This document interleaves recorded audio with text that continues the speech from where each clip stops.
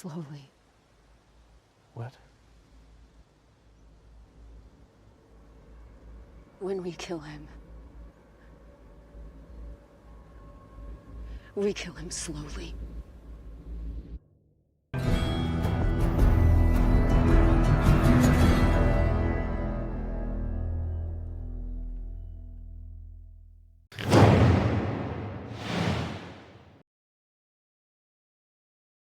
Hello, and welcome to the Last of Us Spoilercast, where we will be talking about all things Last of Us with heavy spoilers.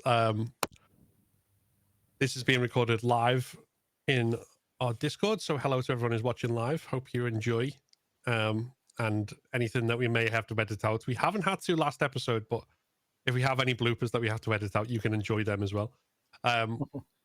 But before we begin, before we introduce everyone, just to mention, if you're watching this and you've not seen episode 1 of season 2 of The Last of Us on HBO yet, this podcast will be heavily filled with spoilers for that episode. So please do watch that before you watch this. Otherwise, not only the spoilers, but it also probably won't make that much sense. Beyond that, there won't, if you've watched the show but you've not played the games, we're not going to be talking about spoilers for the game until a specific section towards the end of the show, at which point we will give a warning for that, so you can leave if you choose to. There will be things we can't really avoid mentioning, which to do with the fact that certain things happen in different orders in the show than they might have happened in the game, but we won't be talking about anything that happens in the game that has not yet happened in the show. So with that out the way, with your big spoiler warning, welcome. This week, once again, I am delighted to be joined by a bunch of people who, like me, have an unhealthy obsession with The Last of Us. We may be getting one more additional guest who'll join us midway through the podcast. But before that, at the moment, we are joined by, well, I'll let you introduce yourselves. So if we go in order. So, Steve, do you want to kick off? Tell us who you are.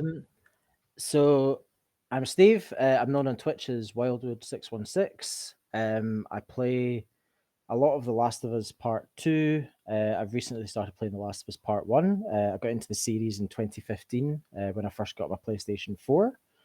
And I just remember playing it and thinking, I remember putting it down at the end of the first game and just going, I think I just played the best game I've ever played. And then similarly with Part 2, like I remember putting the controller down at the end and just going, wow, what an experience. So I absolutely love this series and I love playing it.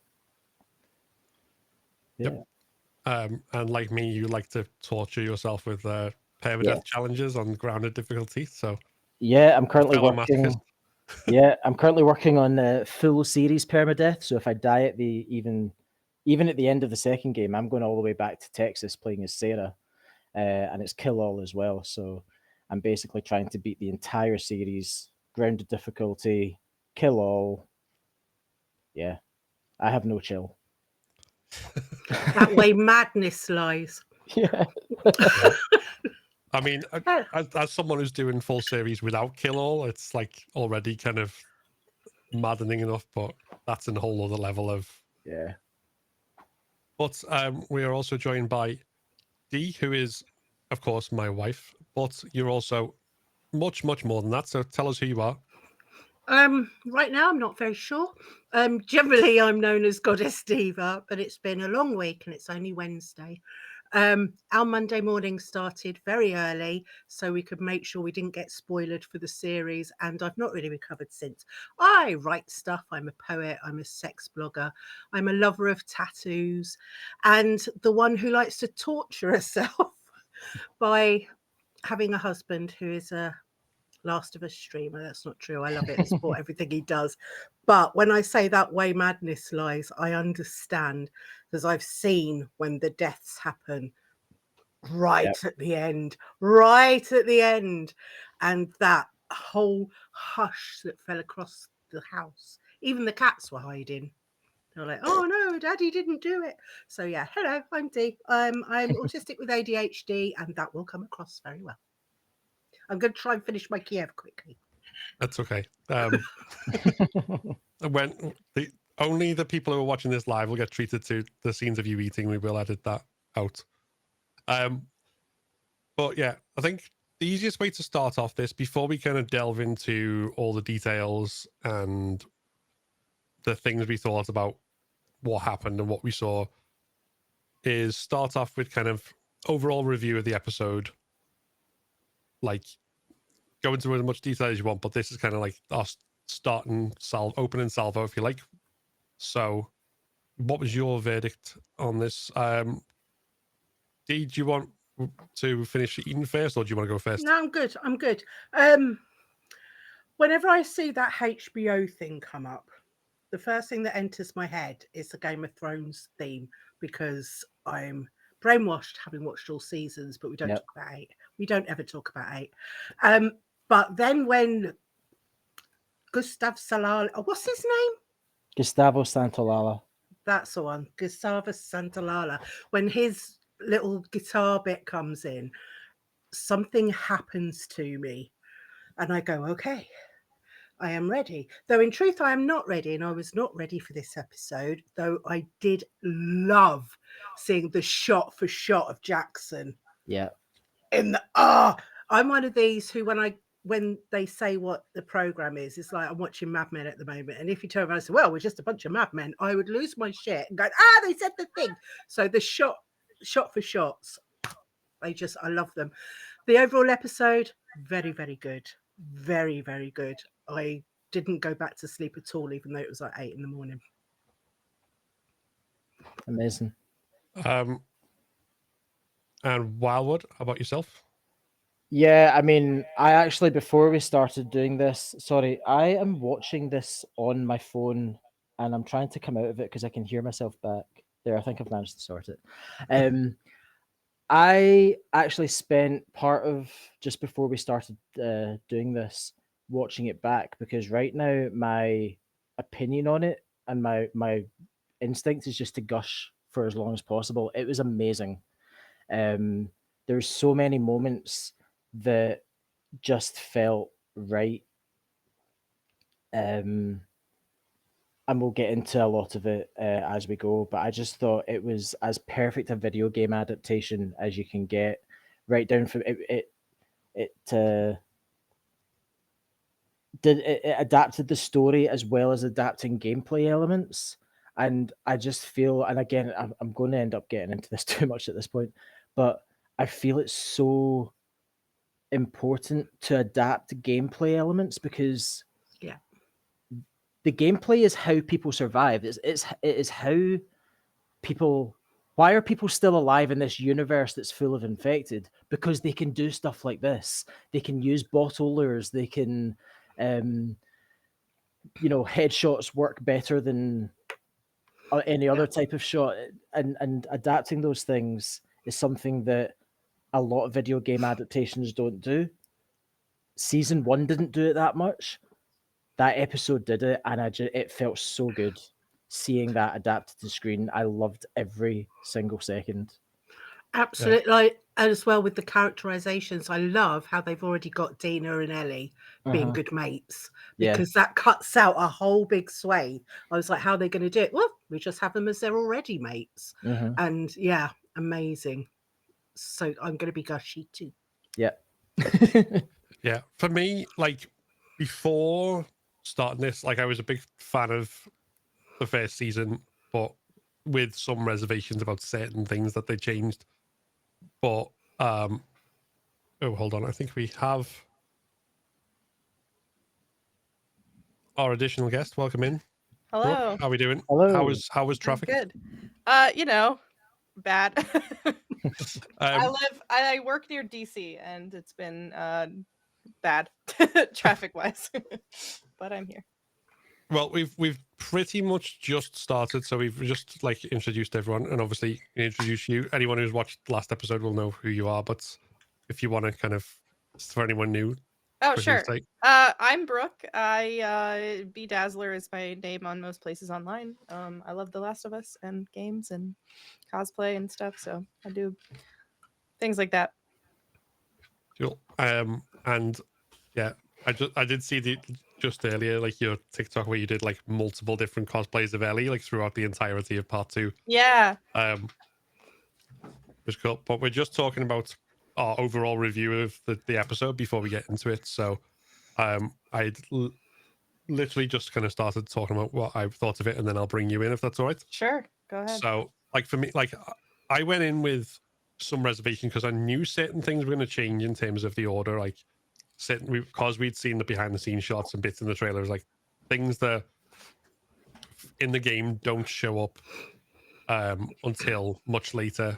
We were going to see quite early, and I was like, Yeah. I don't know if that'll work the same. I don't know if that'll work for the story and whatever else. But then having seen the episode play out, I'm like, okay, I can see where they're going with this. I can see why they've done that, and they've still left some bits out, which again, we're going to have a specific section for game spoilers that haven't happened in the show yet. We'll say that to like the end of the show. So this is safe for anyone who's watched episode 1 but not played the game to watch up to this point. So spoiler wise. But yeah, I can kind of see where they're going, and there's a few things that have been set up, which I'm sure we'll talk about in more depth as we get into it, which intrigue me as well. But I like that, and I also like the thing that was like probably the biggest kind of universal criticism of season 1 in terms of numbers of infected and the amount of action. We've almost already got an answer to that. We've seen them fighting infected in a way that we didn't see in we saw the big horde scene in episode 5, but we didn't see anyone going like, you know, going up and stabbing a clicker or any of that sort of stuff. We didn't see I had a thought on more that. intimate action, so it's good to see a lot of that. So yeah, my overall verdict is that I like it. I'm not disliking the changes, and I'm interested to see where they go. Can we also say Pedro Pascal in glasses? I'll just leave that out there. It's like, oh, muy bueno. Peapod Joel. Oh. So how about you, Brooke? Do you want to give your verdict? Yeah, I kind of feel the same way. I'm like I'm withholding any judgment that I have about choices until we see more. Like, I'm already excited that we've gotten to see more of Jackson than we did in the game, and that's what I expect. I think I said that last week when we were predicting things, that we would get more, just based on the scale of the sets. They're not going to waste it on 1 or 2 scenes. There was one scene that I did not expect them to show us so early. Are we getting into like spoiler for the episode? Yeah, you can spoil the episode. Okay. Spoil the episode. I did not expect them to introduce Abby, like the second scene. Yeah. In the way that they did. They basically showed at least not everything about her, but where she came from and why she's gonna go find Joel. I was like, whoa. And it makes sense for a television adaptation. Like, I understand, but I was just very shocked by it. Yeah, I don't know. I'm pleasantly surprised, but for the most part. I thought it was interesting because we already know. We didn't know playing the game. A lot of people guessed that she's a Firefly very early on, so it wasn't a big shock to people. So giving us that bit of information kind of puts the viewer on the same path that a lot of people were already on anyway. It's the other bit that's the big reveal, and I think we'll get that later. I think like with the Abby stuff, and I was really happy to see her so early on, because it's hopefully not going to be just Ellie centric, because the second game isn't Ellie centric, even though you start off like you're still rooting for her, and then you're like, oh, actually, who's the villain, who's the hero? It's like the theme all the way through. But the visuals they gave us with Abby were stunning. The whole idea of the graveyard, or with the Firefly tags on, it's like the Fireflies are dead. Like, they may as well put a lampshade on it. It's like, hello, here's a plot point. And it was done in a way, because it was graves, that actually made it quite poignant. And that scene could have failed in a multitude of ways. I was really chuffed to see it go off so smoothly. I do hope we get to see the zebra thing in a flashback at some point. But yeah, I'm glad. The thing that did get me though with the Owen casting is that he is far too tall. Far too tall, honestly, because he looks because Caitlin Dever, and obviously Netflix has been putting everything with Caitlin Dever in for months in the lead up to this. So I've watched a lot of her stuff lately. She's incredible. She's amazing, but she is a tiny. Yeah. She is a tiny, and it kind of, not only is it sort of thrown me off with Owen being so tall, but it kind of looks a bit dodge because she looks really young, and he's this tall guy who's hench with a beard. They should have got Peter Dinklage to do it. Honestly, I'm with you. I'd have watched that. I'd have watched that. Either, yeah. Well, that's an interesting point, because like, it's not a huge thing for the plot. I don't think. Like, I think it's more of a parallel thing. She's only a little bit older than Ellie in the game. We never get an exact age, but it's implied she's like, say, 16 about at that time that happens. Whereas, Ellie's a bit younger. I get the impression that the way they're doing it, they're not kind of going for that angle. She seems more like probably close, like they're probably playing it as like she's like 18 or something, maybe. So she's an adult at least. Especially because, you know, they didn't have like the other cast, that they've not bothered aging anyone down for that scene, even though it like they left Owen with the full beard, like would make Game Joel proud. Is there any chance, because if she's about 16 in the graveyard, she'll be nearer 21-ish, that there's a lot of growing that a person can do? Have they maybe used camera angles to make her seem smaller than Owen, and then maybe... I don't know. I don't know. He just looks really tall. He does, I think he's just tall. They made the decision not to have her like Abby in the game. That was a conscious decision by them. They weren't going to have this henchwoman because, for whatever reasons. But if they're not having that, then they could at least make that height disparity bothers me in a way that's primal, I think. And I'm not quite sure where it comes from, but it does bother me. It's the only thing that bothered me in that episode, really. I don't know if it makes any difference to me personally. I get where you're coming from, but I mean, apart from a scene later where it might be an issue, I think we all know what scene I'm talking about. Boat. Well, I think we're going to need a bigger boat. Yeah, let's avoid.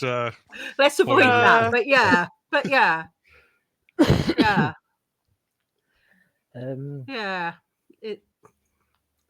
don't know. I know some tiny, like really hard as nails people, but we'll see how it goes. Yeah, see how it goes on that. I think though, the fact that we only saw her at that very beginning and then at the end, and obviously when the beginning kind of we saw them grieving and there was that moment kind of, I really like the juxtaposition of like the giraffes, which had been this really wholesome moment in season 1, obviously, and then it like pans down and like there's grief with the graveyard, and then it goes sinister because the music turns when she like.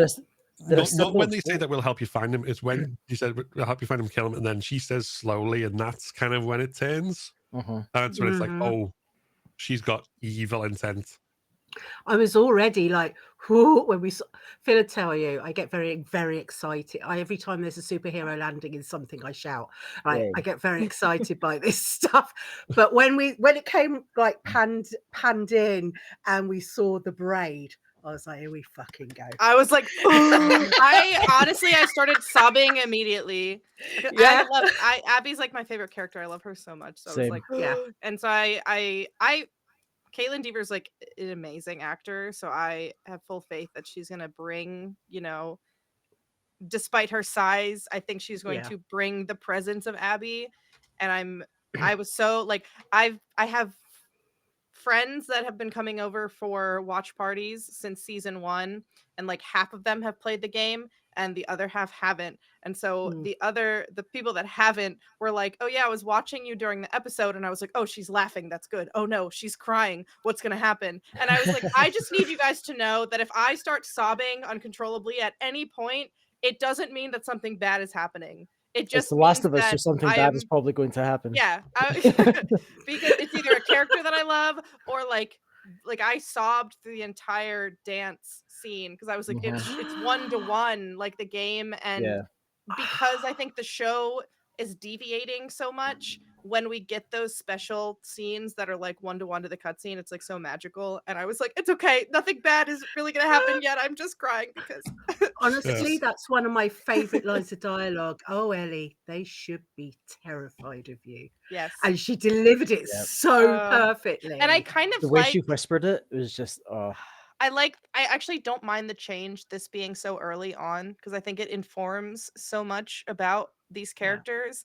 And it's just like now that line is foreshadow for what's to come in the rest of the season. It was foreshadowed before though, because they used that part, that line in the trailer when they That's first true. announced it. Yeah. So that was always Mm-hmm.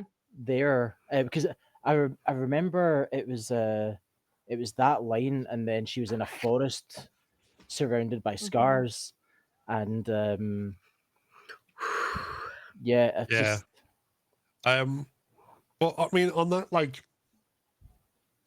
obviously, the way the game opens, I think the only scene that we've seen that's directly from the game in episode 1 is the dance one. Effectively, we've seen a bit of the supermarkets, although that plays out different. It's not it's just the same location. we need So to we've talk about the basically supermarkets got at a some point. completely different opening. So we don't have the beginning with like Joel the way it happens in the game. Yes. And what I think Neil Druckmann said was like meant to be like a handoff from Joel to Ellie, like to take like how the game takes. Instead, we have that scene with Abby, and then we have obviously the title music, and then we go into Ellie in this kind of like barn fight club thing that's going on. So, Yeah. what was your guys' take on that?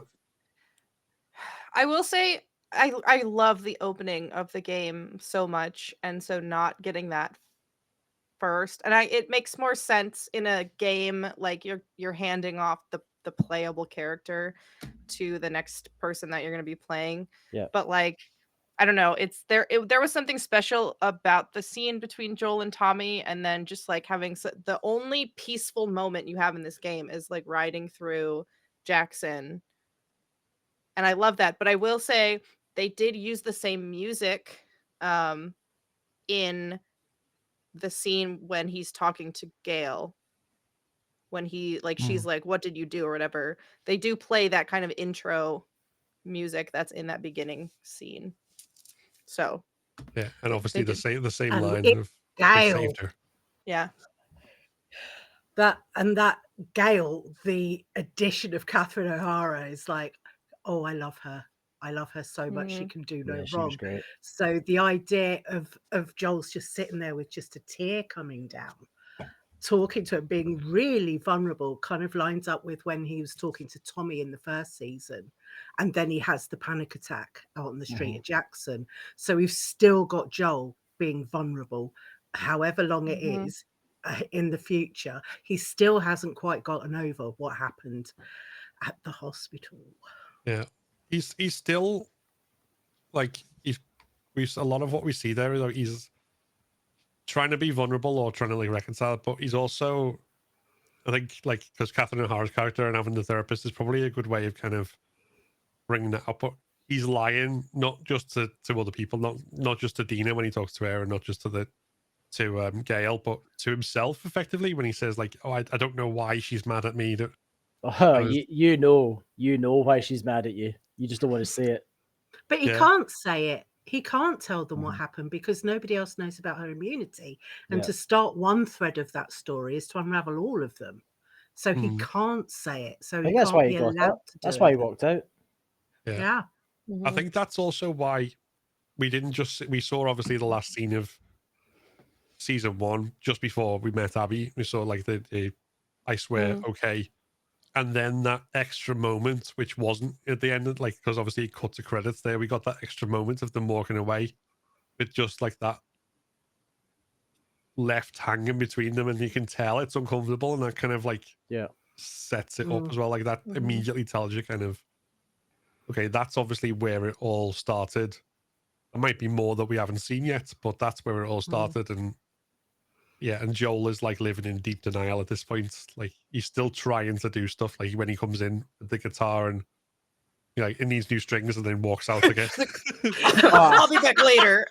I was like, oh my god, this is so like, I loved it. I loved that scene. I felt so bad for him when he saw the guitar just like chucked in a pile of like on top of a pile of clothes or something, was it?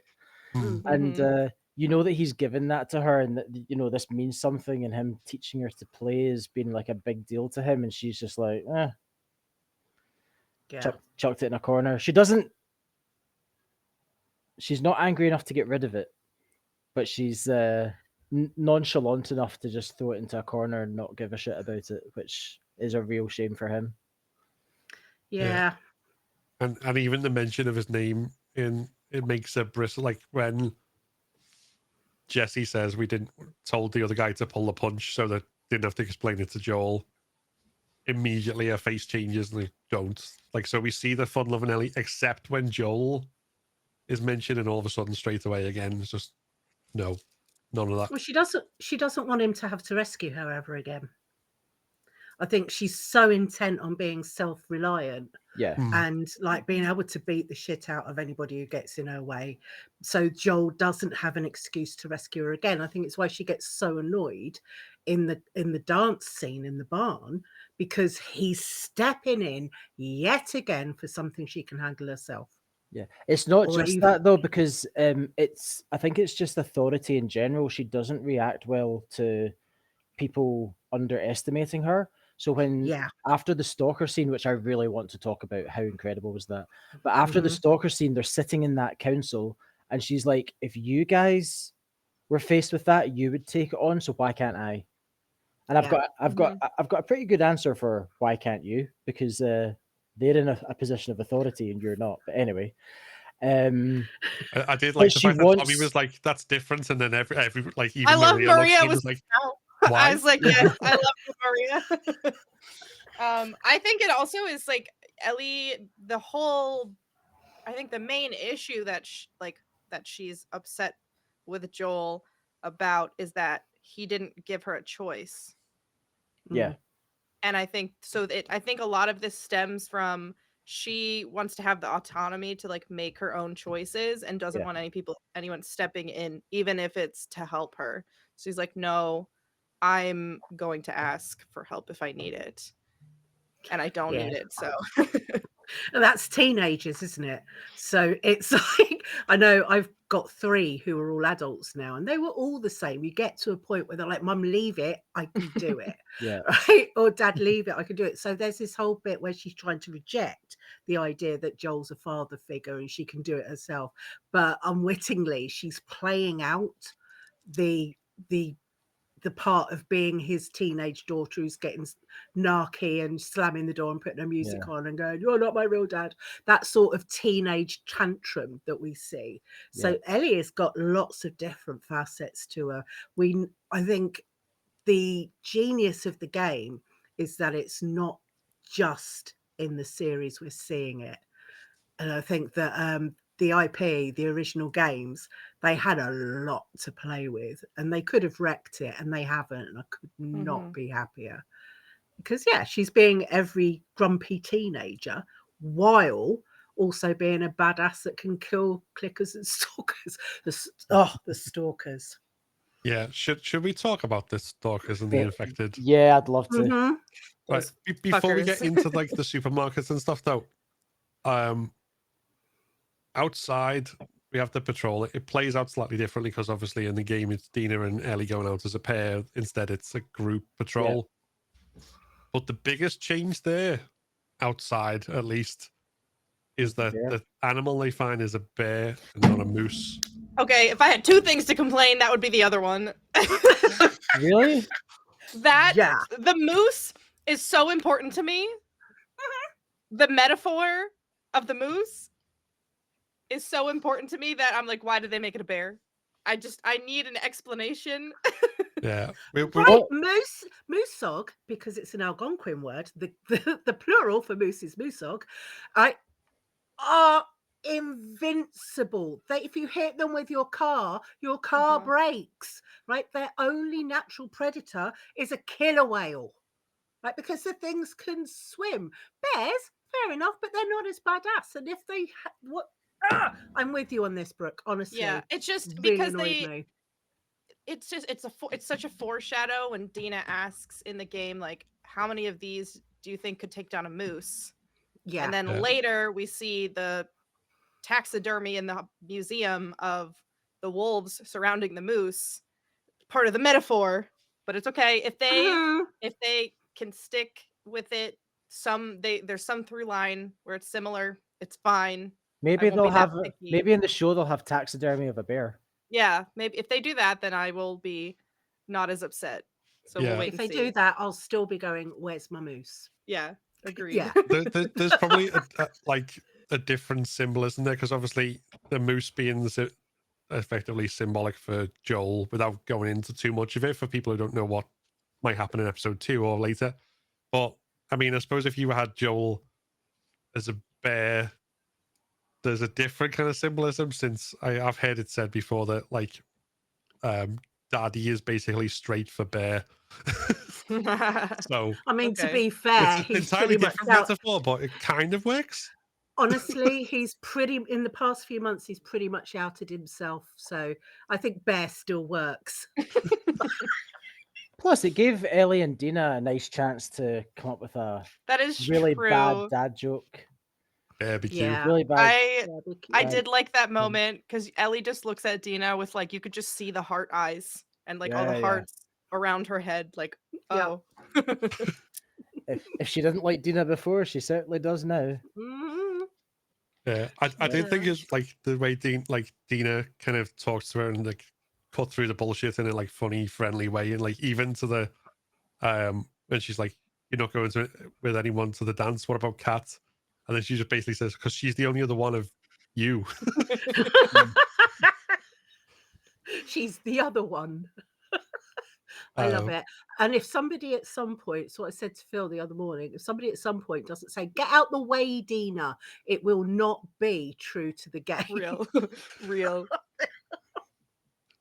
I don't know if you guys saw Isabella Merced, who plays Dina, was actually, she played the game and found Dina annoying and getting in the way constantly. So she was commenting on it. It was fantastic.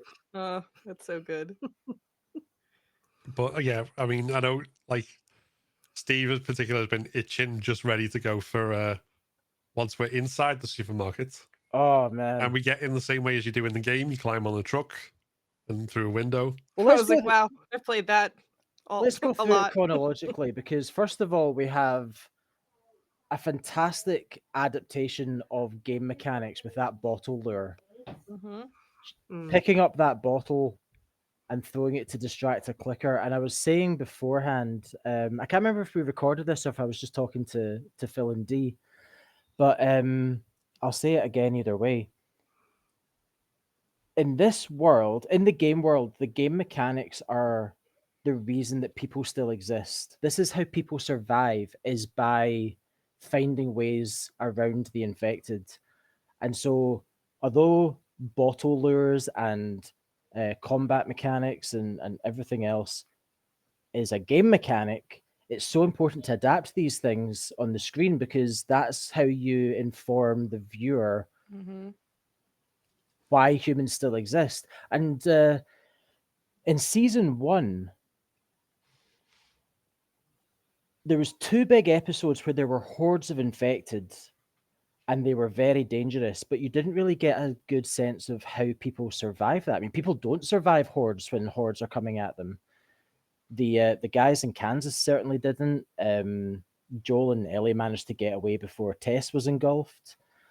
All the other infected that we saw in season 1 were nerfed. There was one under a pile of rubble. And so if you only ever see the infected as a horde, and they are always just death machines, then you don't really have an idea of how people are surviving. This episode showed you this is how people survive. We're smart. They're not smart, well, until the stalker comes. Mhm. But we can be smart. We can lure them with a bottle. We can sneak up behind them and stab them, and that's what we do in the game, and that's what they're now doing on the show. And they I thought it was essentially perfect. used listen mode before they went inside. Yes, I loved that. It's like, yes, that was amazing. When Dina counted how many, I was like, yeah. wow. Yeah, R1. And then the stalker and it's just kind of a follow on from what I was just saying. Like, I feel like this episode did what season 1 failed to do and actually showed us why these things are so dangerous. Mhm. Because that stalker was silent. It had her clocked. It knew her moves before she did. She turned around and fired that shotgun, and it was gone. It knew. Her shooting the shotgun was like triggering. I was like, I've I've done this How many times have you missed a shotgun shot? just with the stalkers too many times. Absolutely. It's when you go to fire and you're aiming at its head, and then it kind of ducks down to come at you from the Yeah. I hate them. Oh, can I Um, before we get into it too much, can I mention I would like to highlight the dog, the employee of the month. Yes. I loved that. Yeah. yeah. As they So- were walking around, I was like, "Where's the dog?" And then they showed it. I was like, "Yes." Did you notice how, as she was looking at the board, her head was covering July? And I actually said out Yeah. loud, because like you, I had a watch party, so like we had our friends round. So there was 5 of us plus a dog, and her head was covering July, and I was like, "Come on, show me July," and then it did, and I was like, "Yes, so good." It's just Yeah. such a stupid wee nod to the game that they didn't have to put in, but it just shows you how much love they have Yeah. for the game. I also wonder as well, like, out of the people you had like watching it with you, how many of them had not played the game before? Like, what did they make of that? Like, why was there a dog as employee of the month? Like, is that, or was that? I don't think any of them really questioned it. So, I don't think so. There's 5 of us, me. 2 of them I don't think have played the game. Well, I know one of them hasn't. That's my wife. Hasn't played the game, and I don't know about my pal's wife. My pal has definitely played it, and then my other pal has only played up to. He's only just gotten into Seattle, and then he never played past that. Oh wow. Not for any reason other than he was playing it over at mine, and then never came round after that to. Sorry, what am I missing with the dog, with the employee of the month? This So is the I've dog was not played it either. It's a So- safe code. So like this, there's a note that says the safe code is when our good boy was employee of the month. So you look and it's like July 2013. It's like 0721 The safe code is 2013 is the 07, yeah. code. Okay, that's a lovely little nod. Yeah, The it was care just that's been taken. it just shows over you these. that. I mean, I don't think they're making the show for gamers, and I hope that they're not, because we have the game, Mhm. but they do it with us in mind, which Yeah. is really nice. They're not making it for us, but they know that we're watching, and they're just giving us little things that just make us go, "Ah!" Yeah. Yeah, I think that's there's a fine balance as well with that, because like having the little Easter eggs like that like kind of people go, oh, that's, you know, do the Leonardo meme of like clicking and Mhm. pointing. Yeah. But also know. have like the adaptation, like the story itself is well adapted, and like the themes and stuff is a lot, like, because I always compare when I talk about like how The Last of Us is a good adaptation. I always mention that I'm also a fan of Resident Evil. Yeah. And which has not been so lucky when it comes to adaptations. And the most recent film, Welcome to Raccoon City, was one of these where, in all the press and stuff, they were like, "Oh, this is going to be the most faithful to the games that any like Resident Evil film has ever been." And To be fair, it was. yeah, Mm. well, It just that's Just do because it the better. others were so far away. Yeah, but like it did feel at different points, like, because there was a whole bunch of Easter eggs in there, and it did feel at different points that there was this story which was loosely sort of Resident Evil 1 and 2, but then most of the time the director was trying to like distract us by going, waving an Easter egg at us like a shiny key and go, look, this was in the game. This was in the game. Yeah. Whereas Yeah. I don't feel like that here. Like here, I feel like, okay, that's a like cool little nod, but also they're still telling the story and I'm not. If they want to do Resident Evil, it's Village or shut the fuck up. As far as I'm concerned. Maybe 7. I don't know. I would See, take that's not take got a- Lady Dimitrescu, has it? That's why you want. I mean, I do cosplay as her Yeah. sometimes. Oh, Yeah. right. We are. I mean, we are getting off track. I was We mainly are. kind of using that as an example of like how Not to Easter do eggs it. can be used, or they can be used as a, as a kind of hold up to try and hide the shortcomings. Where, like I say, Yeah.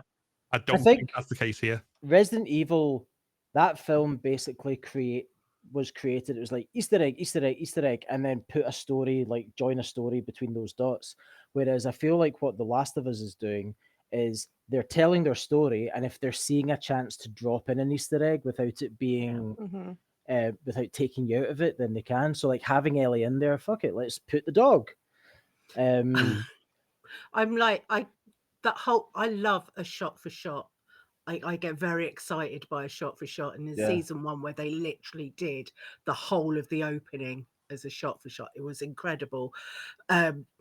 But I couldn't help but feel sad when we got the point of view of walking into Jackson with Ellie and Dina, because normally when I see that, it means Phil's failed at his permadeath run.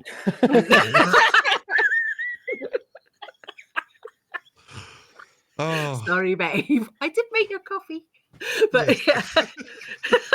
But yeah, it's like, Well, with his normally recent I challenge, think- he's now, that means that he's gotten past part 1 now. yeah. Now it's if yeah. you see him as Sarah, that means that he's failed. Yeah, that's true. That's true. But yeah, that's very true. Very, very true. But I love it. I love the fact that they're not making it all about the Easter eggs. Yeah. But as you say, Steve, just dropping them in when they can. And that's how you do it. yeah. Because like being a writer, it's you can find your beats. You get your beats of your story.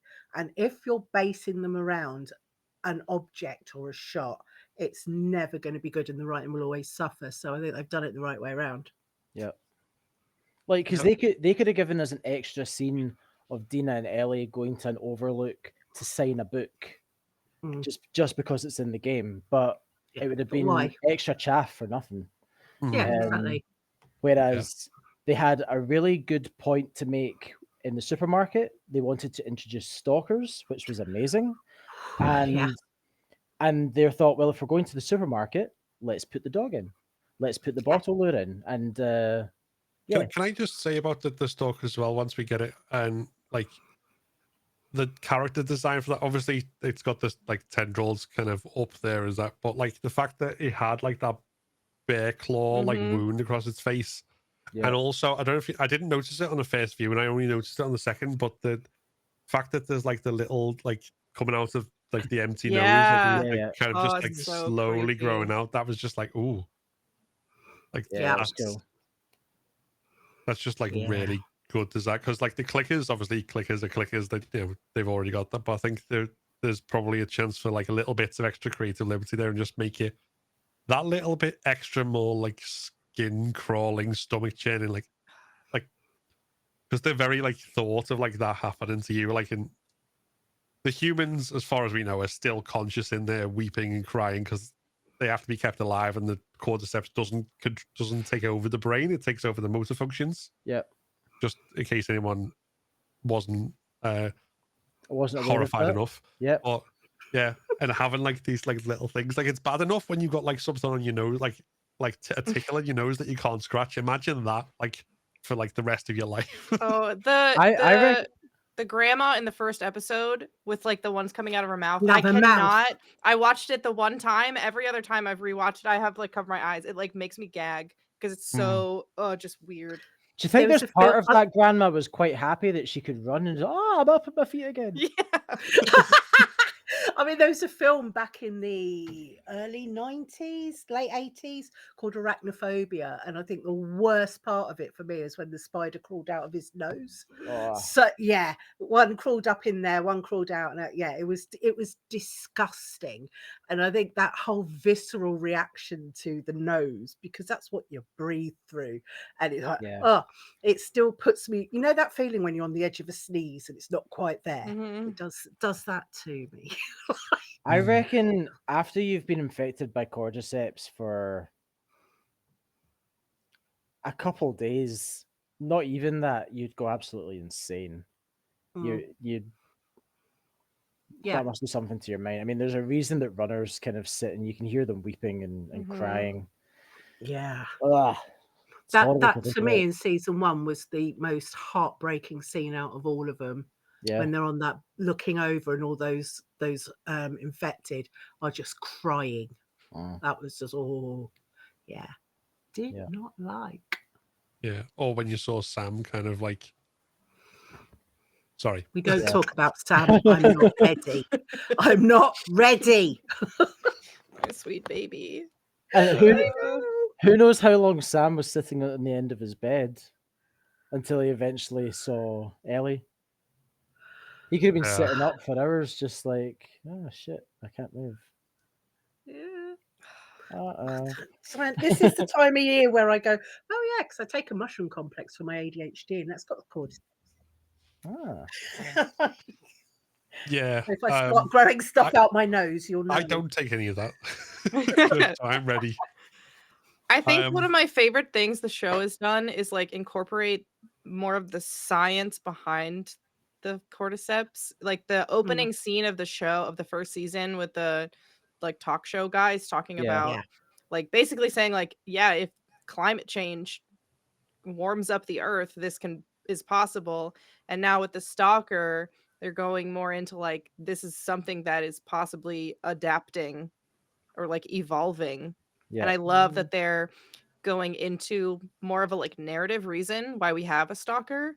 Because in the Yeah. game, it's just like, here's another creepy but different type of enemy that's I like ha- a different stage of the infection. And now I- there's like more of an explanation. I took something different from it.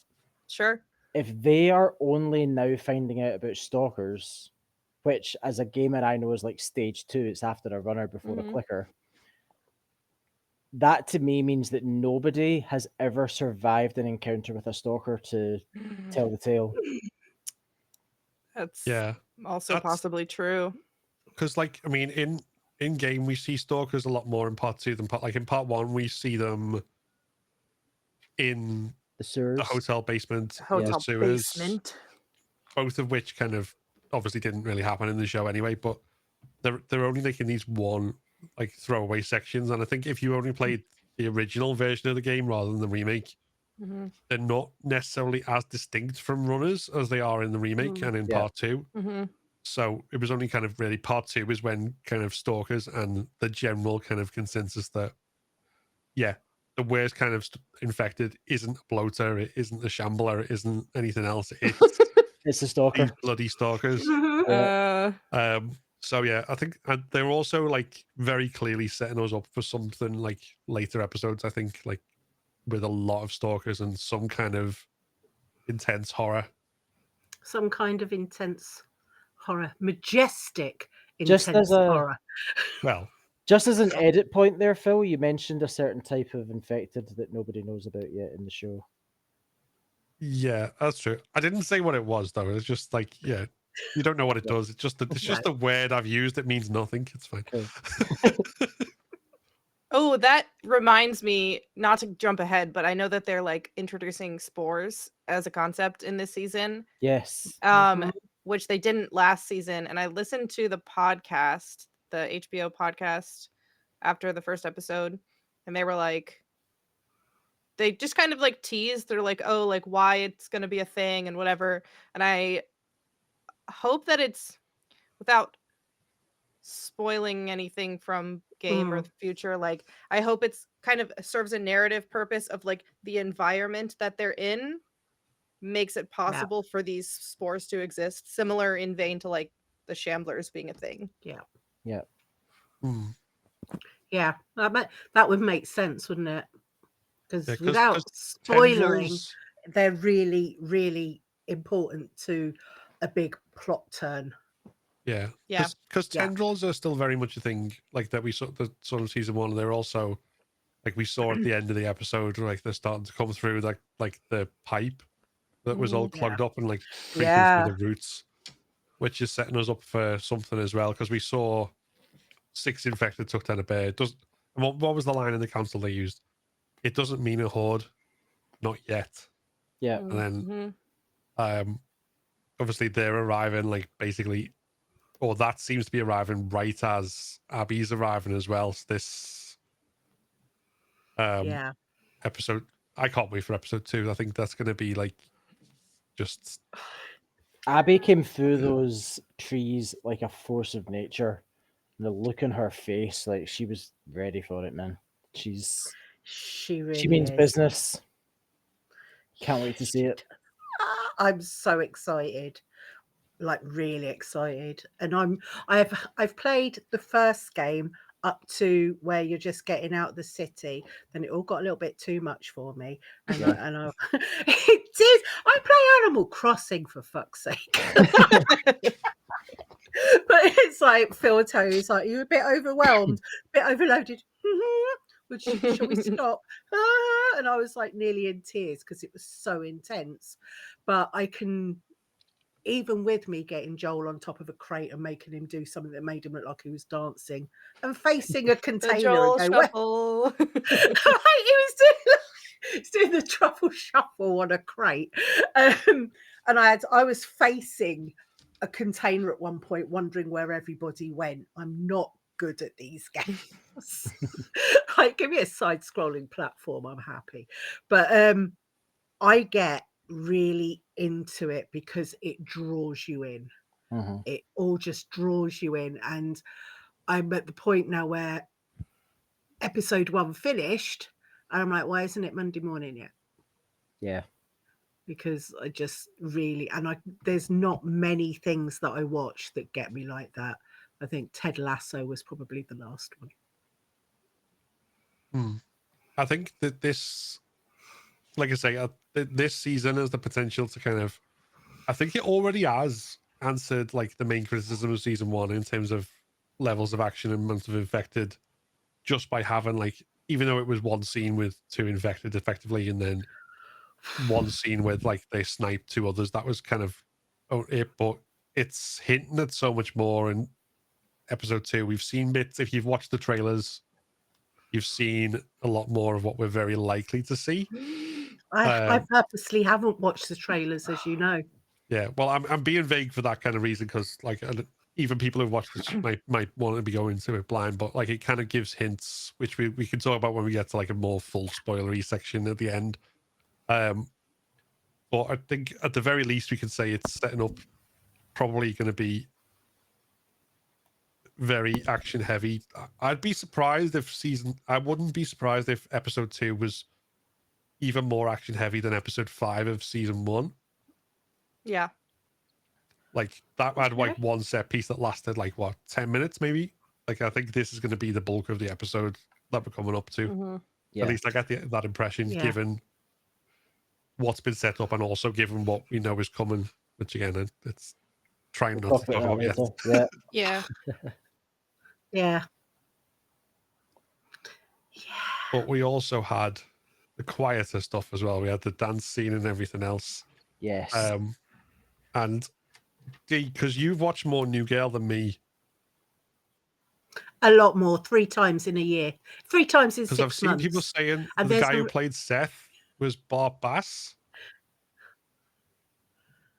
Oh, yes. Was Chuck, who? from Gossip Girl. He was Chuck Bass's dad. I Yeah. was like trying Look, to pinpoint it when I I was watched getting it. 2 entirely different things mixed up.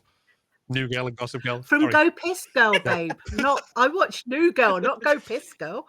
It Sorry. is Chuck Bass's dad from Gossip Girl. I saw him and I was like, that guy's been in a lot of things, I think. But Who's I can't this? pinpoint. Seth. Seth. Right. Okay. Yeah, the Yeah, we'll bigot just sandwich guy. gloss over that I Yeah. didn't know what show he was in. It was like I'd seen Yeah. people talk about it. Yeah, I mixed I 2 mean, different shows I've up in my watched head. a lot of New Girl. but I had no idea Yeah. what you were talking Apparently, I about. was talking about Gossip Should Girl I instead watch of Gossip? Never mind. Should I watch Gossip Girl? It's worth the watch one time. Like there are parts of it that are Okay. good, but it's also kind of one of those shows where it's like so ridiculous. But then once you start, you That's kind of have such a to just see ringing it through. endorsement. Yeah. It is, because that's why I'm watching. If you've got Mad Men. nothing else to watch, Yeah, everyone should watch it once, maybe. If you're into those kinds of Okay. shows, then Thank you. yeah. Thank you. Moving on. Yeah. yeah. So yeah, I didn't have the point I thought I had. I didn't have. So let's kind of style it out. It's fine.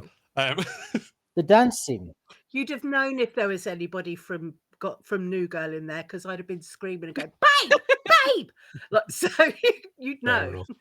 Yes, the dance scene I think showed Dina so full of life in a way that the game didn't quite. There was an aura of joy and not giving a shit in that Yeah. moment that really Ellie was Ellie is a glorious. very angry person, which comes across a lot, and she's kind of the yin to that yang. Yeah, Like, but she's also like she's very like angry and all that there, except when as soon as Dina's around, it melts away. yeah, yeah. Mhm. Like you could tell it in like the chemistry that they like, and the way like Bella's face just lights up the second like Dina's there, and Uh-huh. that feels authentic. Like when she was writing the "Don't fuck it up" in the diary, like I mean, the way that was portrayed felt authentic. It's like, oh yeah. the two actors clearly have a lot of really good chemistry. So I'm really knowing what comes with, like, in the future with that relationship. I'm really looking forward to seeing how they play that out, because there's so often there's relationships on screen that don't work purely because there's no chemistry between the actors, Mm-hmm. and so nothing works. The bad stuff doesn't work. The good stuff doesn't work. It just, you don't buy it, and I buy it absolutely from them. And Yeah. I don't know what I was going to say there.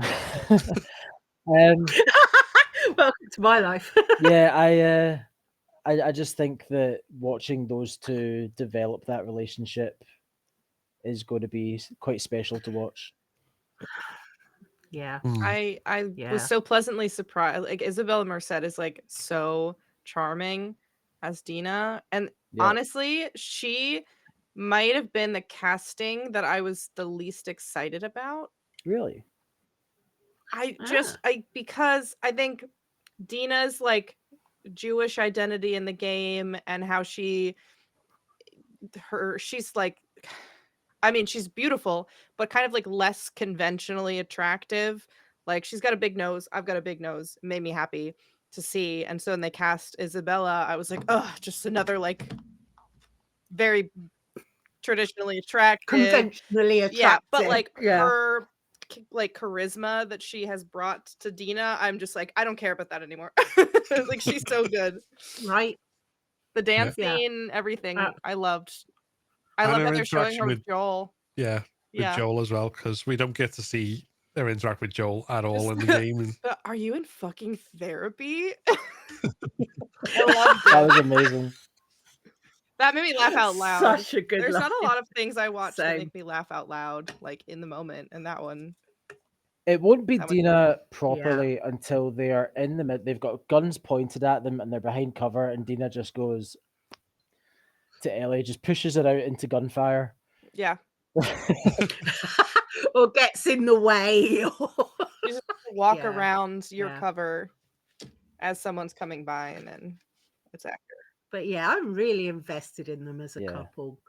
Really am. I'm looking forward to seeing the way it plays out with Jesse as well, with Jesse and Dina and Ellie, because Jesse is one of my favorite Mhm. characters in the Yeah. game.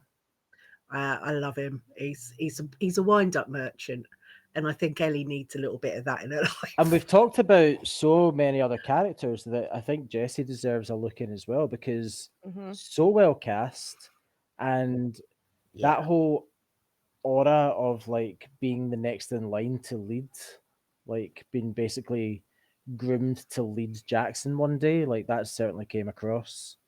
yeah, and it he kind of really- like just tired of the anti. Like you you can feel the eye roll when like Dina and Ellie are like starting up their shit before patrol. And it's just like, oh Yeah. Christ, these two again. Like what was the line? Is like people look up to you for some fucking reason. Some Yeah. reason. I'm really excited to see more Jesse. I Yeah, me loved the too. cast. That was one of my favorite castings they announced. I was like, oh, this Yeah. is gonna be so good. And Let- I like loved. I saw an interview with the actor, and it was like I think at the premiere they were asking a bunch of the actors if they had played the game, and he was like, "Well, I played it up until a certain point, and then I stopped." And I was like, I wonder "Oh, what that no!" was. It was so funny. Can you imagine seeing yourself doing that? Yeah. Like, Yeah, he was like, "I'd put it weird. down." Weird. Yeah. Yeah.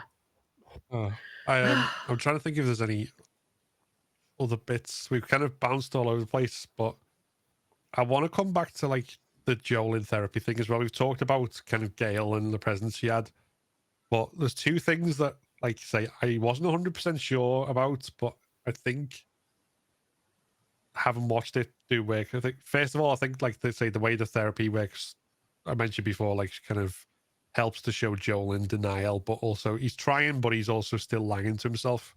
Yeah. But the other Yeah. thing we didn't really touch on is the Eugene and the mention that Joel killed him, which I think some people predicted from some of the stuff that was in trailers that we saw, but I don't think anyone predicted that that would be like essentially a known. So, because it's known, my guess is that it's because he was infected or something like that. But Gail is.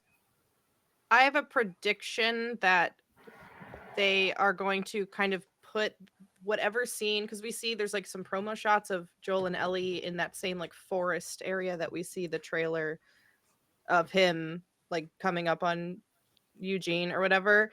I think that will be the substitute for the like finding strings chapter Okay. as some sort of Who's flashback. Eugene? Who is Eugene? So in the game, Go ahead. Eugene is when you're approaching the supermarket, or sorry, as you're approaching the supermarket, Ellie and Dina talk about dying of old age like Eugene. And then after the supermarket, you come out of the supermarket and you're in the middle of a blizzard and you take refuge in a library. And when you eventually get, you find the basement of the library, it's a massive weed farm. And there's there's a firefly pendant. And the firefly pendant is Eugene's. So Eugene's an ex-firefly. He's served with Tommy. But we don't ever see him. He's only ever talked about. Oh, okay. We see him in a picture. We see him and Tommy in a photograph together. And the picture, which has led a lot of people to say that they should have cast Jason Momoa. Yeah. Yeah. Yes. Which No, I believe, does Eugene have an actor? Did I hear that somebody is going to be acting Eugene at some point? Joe Pantoliano. Yeah, so not Jason Momoa. That's a shame. That's a real shame. He's been in a bunch of stuff. Other people, like the first thing I remember him in, it was as the bad guy in The Matrix, Cypher, the one who betrays them. He's in The Sopranos. He's been in a bunch of different things. Spoilers for The Matrix from 1999, I guess. And this is, somebody was saying, like, we presume that Eugene got infected and that's why Joel had to kill him. But I wonder, like, that's such an obvious connection to make that why show us that? I think there's more to it. I think Eugene, something else has been going on and Joel's had to kill Eugene.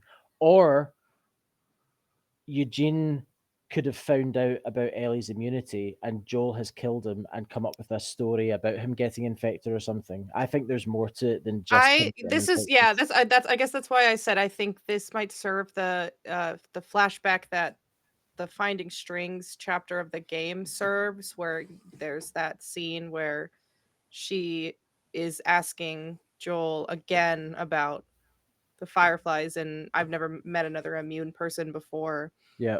I think it'll serve the same narrative purpose in that flashback. Yeah, and Gail did say, I know you had no choice. Yeah. So that that goes to the idea that Jean was infected as well. Yeah. Or she's been told, as I say, it could be that she has been told that he was infected and that's why Joel had to kill him.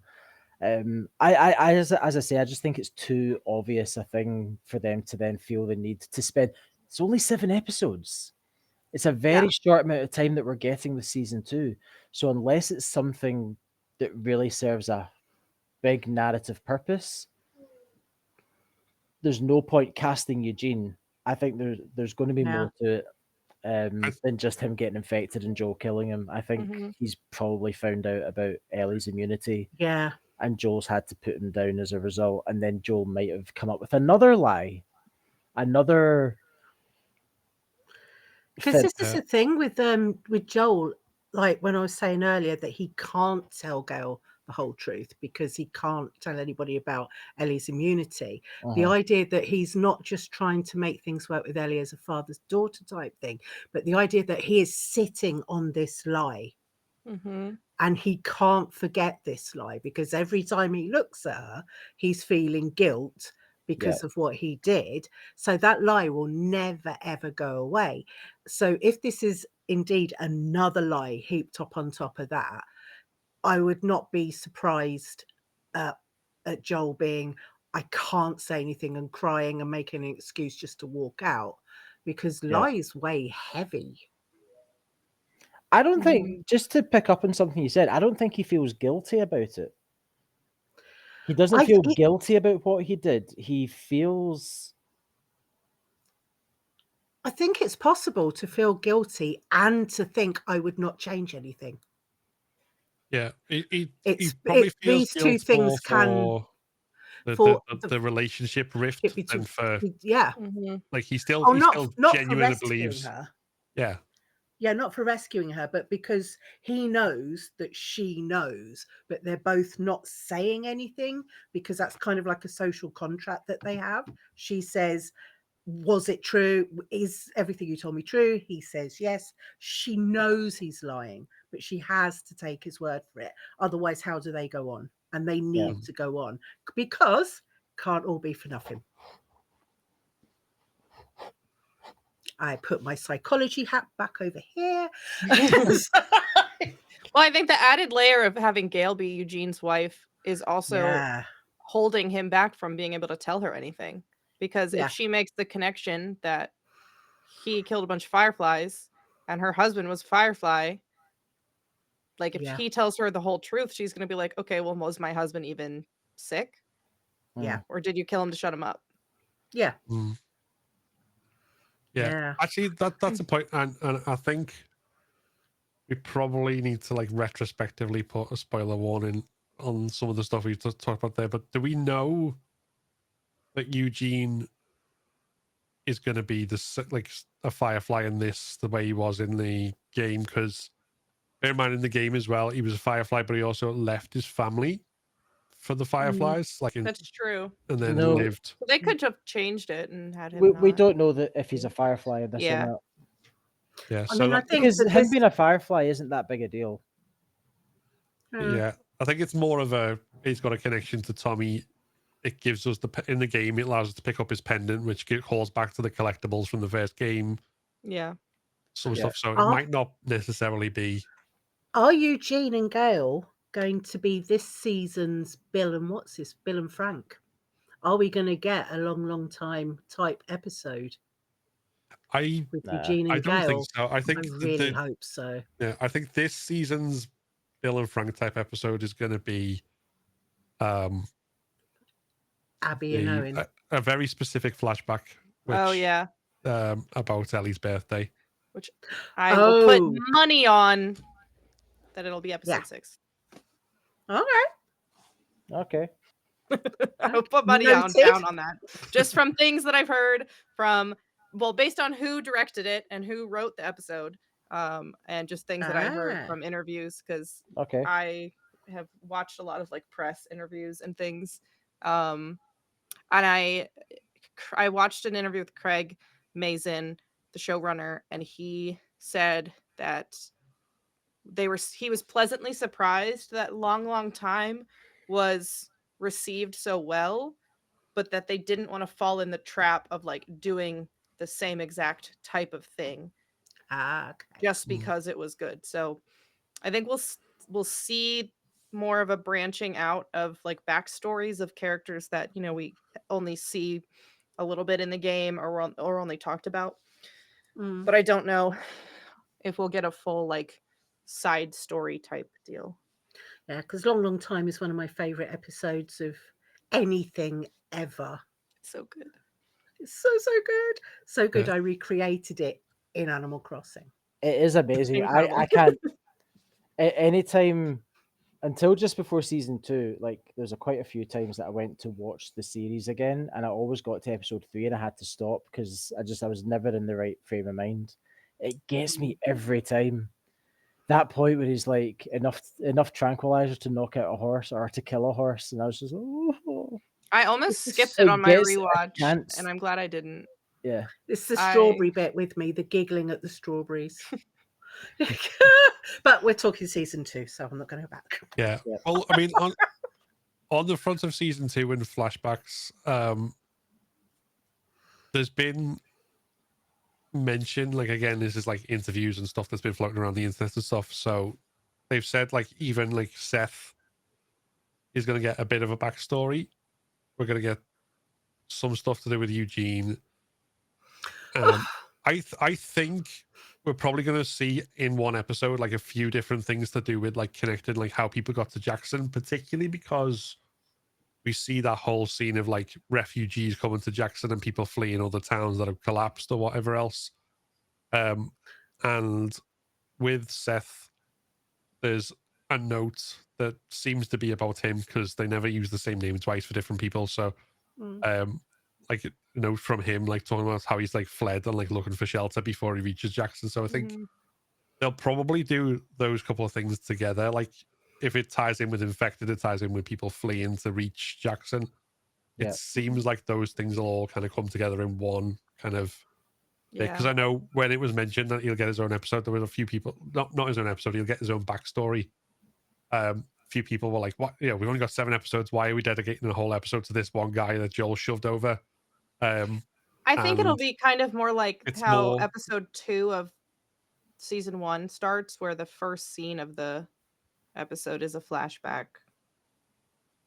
Yeah, that seems more likely, like like kind of And setting the it'll scene. inform the present, because I think like the best flashbacks are flashbacks that inform the narrative of the present and aren't just like flashbacks just for the sake of having one. So Seafaring Kissboy in the chat says that note also mentions God, so likely him if they made Seth a Christian stroke religious, since he mentions it's a church. Good point, Seafaring. And also trying to break my heart with I'm old, I'm satisfied in you on my purpose. I'll get you, stay off my lawn. yeah. They highlighted the refugees coming into Jackson multiple times in the first episode, so I think it'll come back around somehow. Yeah. Do you think, because it was always, I don't know if we can talk about, Phil, can we talk about things that are not in the game but were maybe at one point going to be in the game? Yeah, I think we've reached the point now where, because we're speculating about the future, we've talked about who Eugene is in the game that we haven't seen. Yeah. So I'm going to kind of retrospectively stick a spoiler warning in for like things. So I think we can kind of talk, because we're theorizing now. So it's kind of like, yeah, let's just talk. Look, with I think I know exactly where you're going with this, so go. Yeah, so Cook.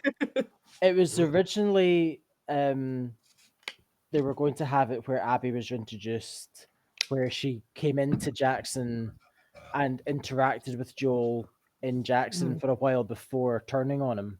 And I wonder if the Salt Lake crew are going to end up coming in on one of those wagons. They're like, oh, we're refugees. There he is, get him, with a golf club. kind of. I wonder think if that's why they're setting up the whole refugee and taking people in thing. It's like, oh, here's some people, bring them in because we have.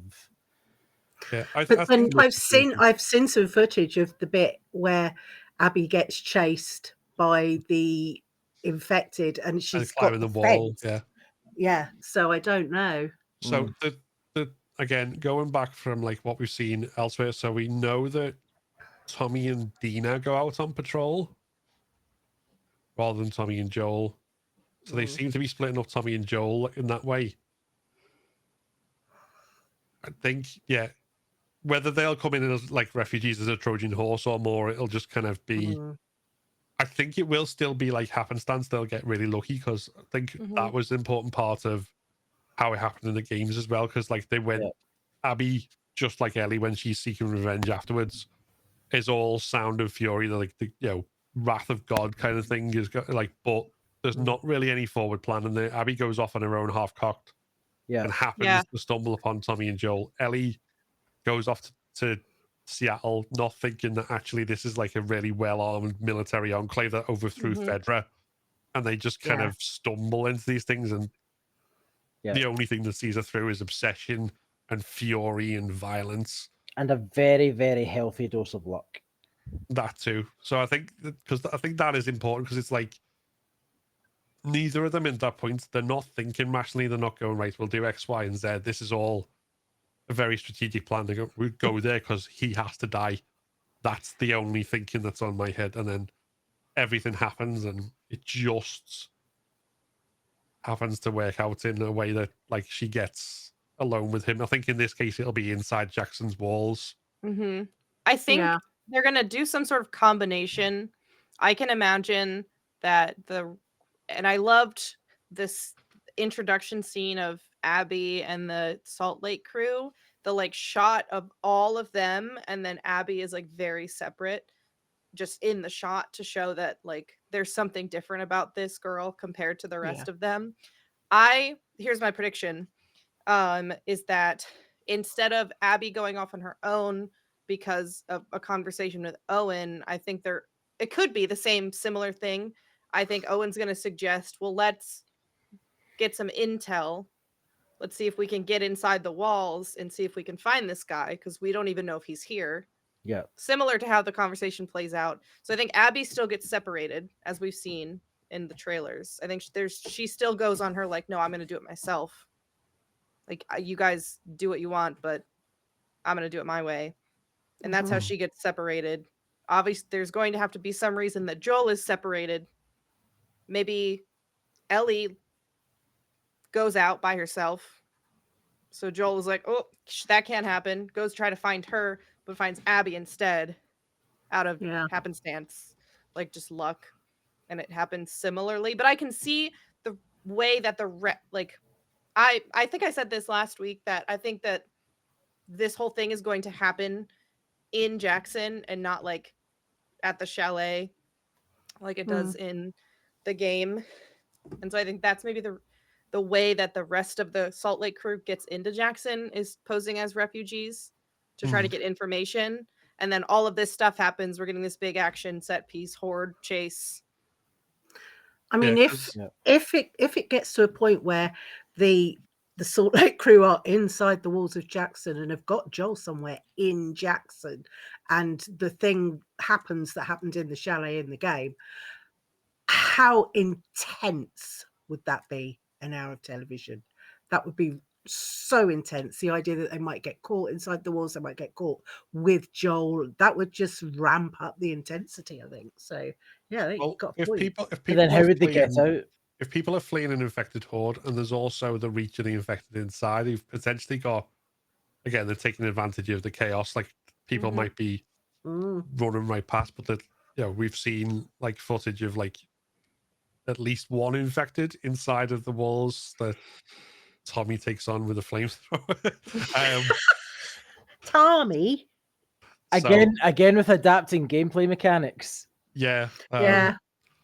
So there's lots of different ways it could go around, but I think you're right about the Jackson thing, mainly because I think the main reason that it wasn't in Jackson in the game is because it's a lot easier to do that where there's like the only NPCs you have to deal with are enemies that you take on. Yeah. And like this thing, like it becomes more complex when they've never done like gameplay where you're fighting enemy NPCs and you've also got like passive like civilian NPCs or anything like that. So that doesn't really work in the game the way it's set up. Like that'd be far too complex a scene to set up to like make playable.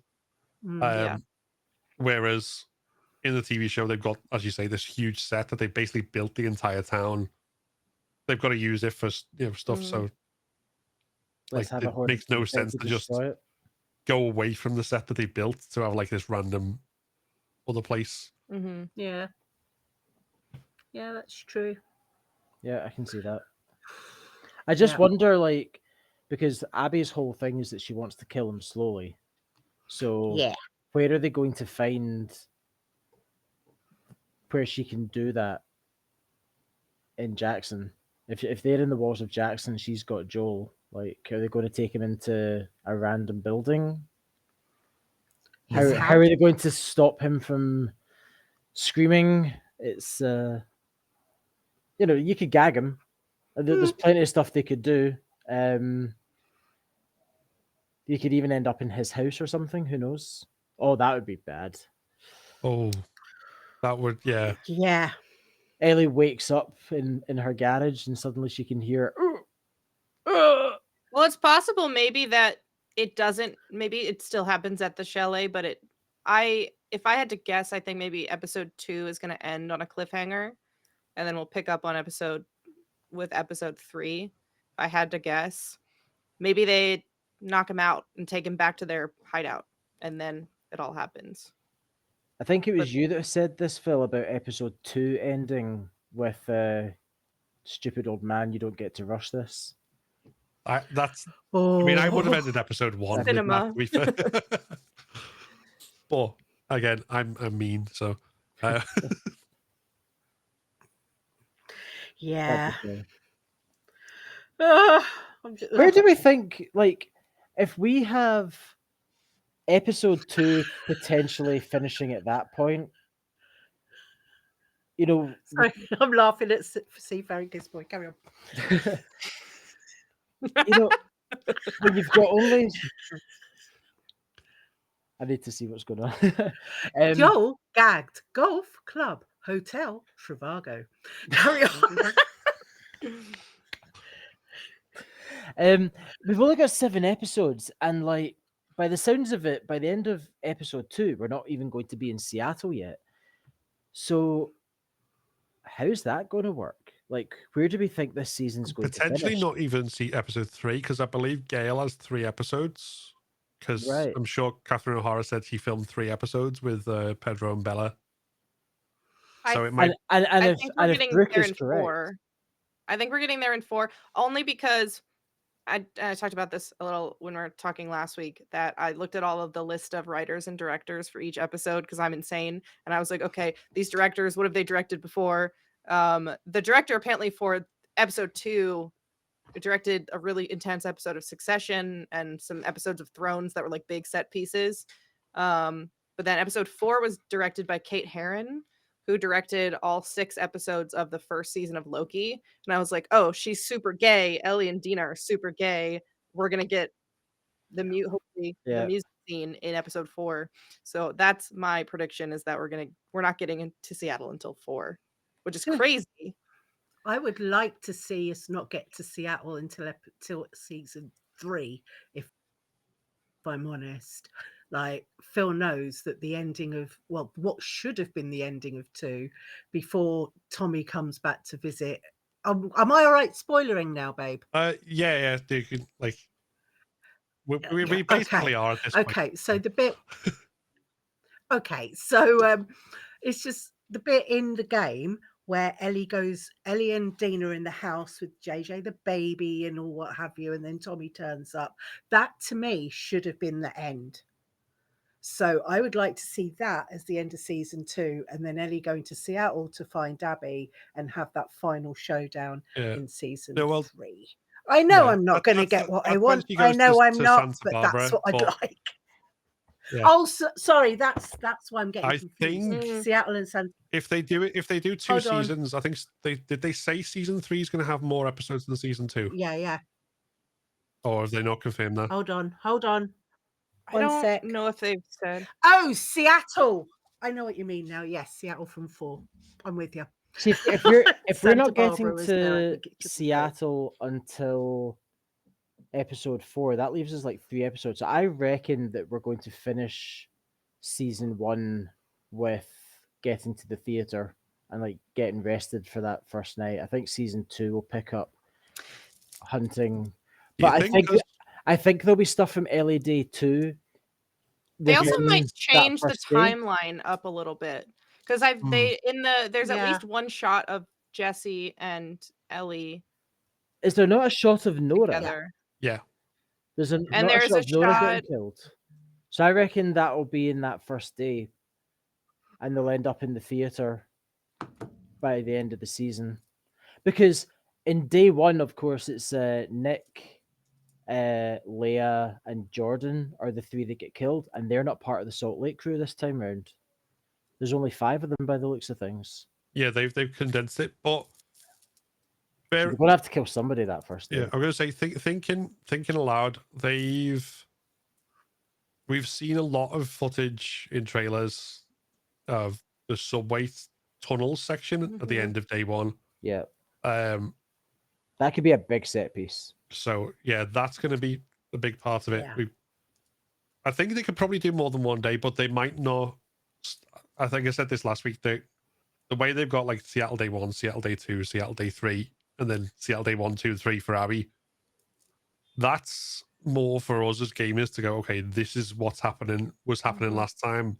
Yeah. While I'm doing this is what Ellie was doing while I'm playing this as Abby. Whereas they've got more they don't necessarily have to do it in that same structure. They can have this take place over 5 days, 10 days, or whatever. They can do it because they don't need to give a timeline for gamers who are playing 2 opposite perspectives.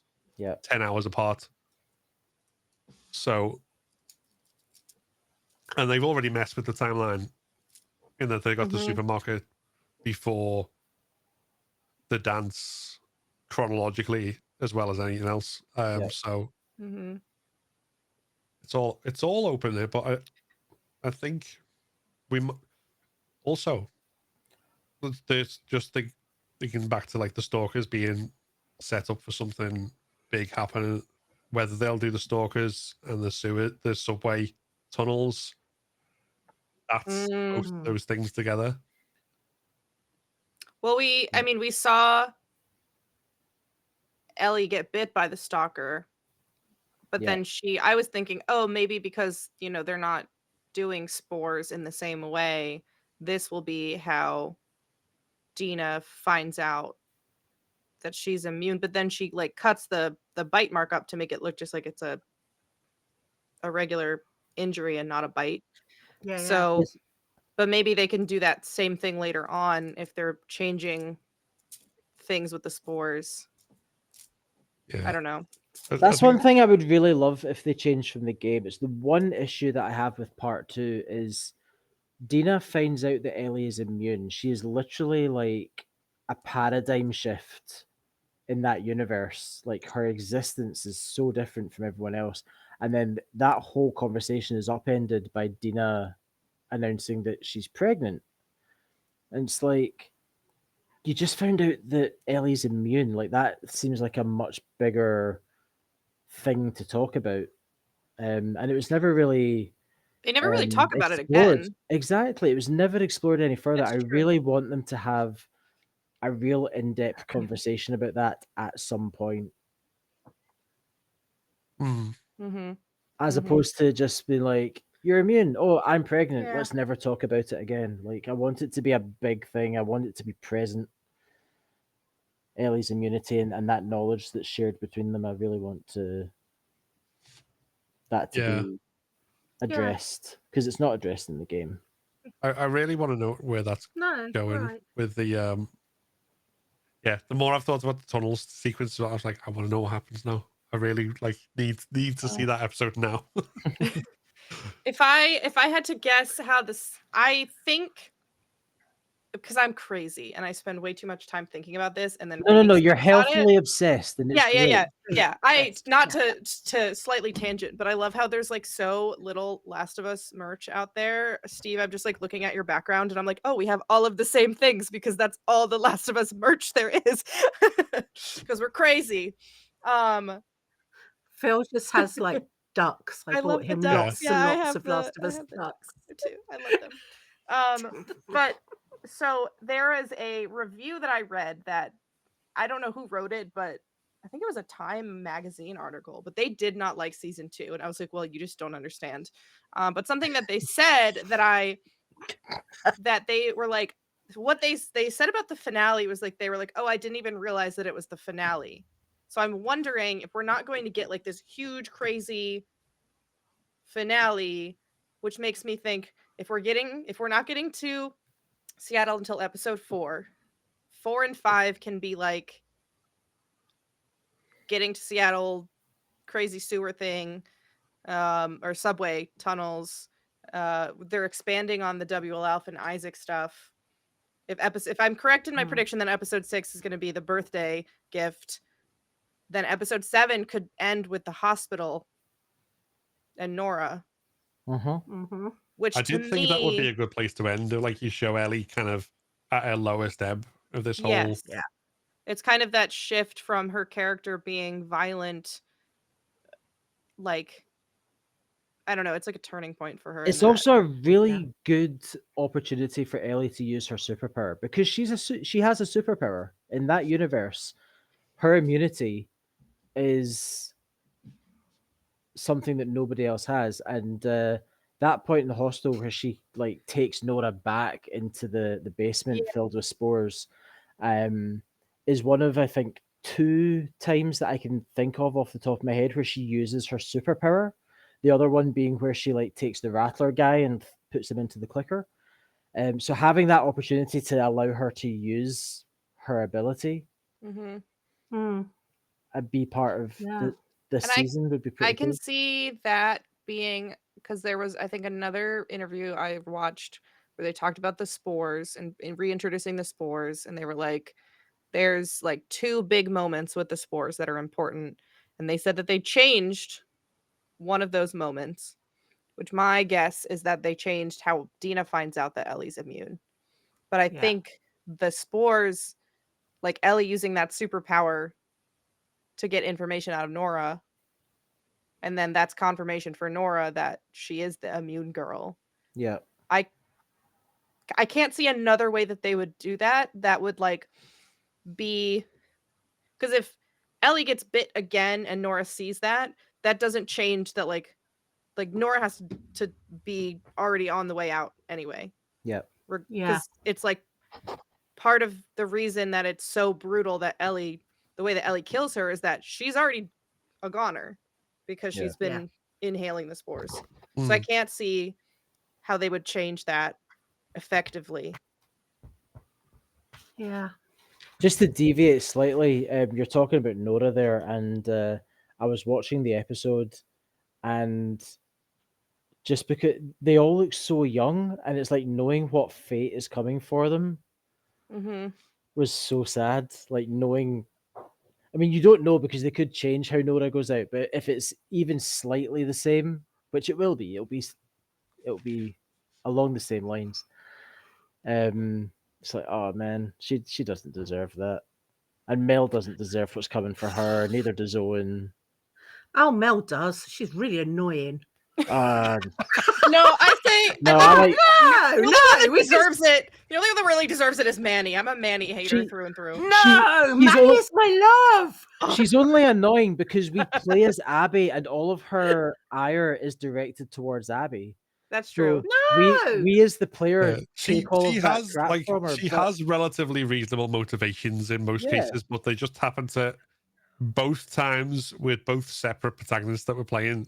It's at odds with them. So like, you know, obviously when they're killing Joel, because like the reason for that, as horrific it is, is like he murdered all the Fireflies. Like that's, you know, a relatively reasonable motivation from their point of view, at least. Obviously disregarding why he did it, but and then from Abby's, when you're as Abby, it's essentially my boyfriend and baby daddy is effectively still hung up on you, and you've probably fucked him as well. She can basically tell. He almost knows. So it's entirely reasonable from that. No. Sorry, but I'm not having this. This is what it's like to live in our house. No, I'm not having it, because every interaction before even Abby shags Owen on the boat, even before that, Mel is sort of like, he's my man now. And I'm like, oh, girl, grow up. Like, obviously he chose you. Obviously there's a reason they're not together. They might still love each other, but you're the one having his baby. Shut up, grow up, move on. I just don't like her at all. But Manny is my I love. think her problem is that she knows that Owen hasn't fully moved on, and that's why she's got an issue, because she knows But that she's got he an would go issue back with to her. Abby, not with Owen. If you're going to have Yeah, an issue, I have think an issue with the guy. Owen doesn't get enough like flack for that. I don't know. I hope that they change. I like Owen's character. A lot of people are big Owen haters. I like that he serves in the game as like a moral compass for Abby.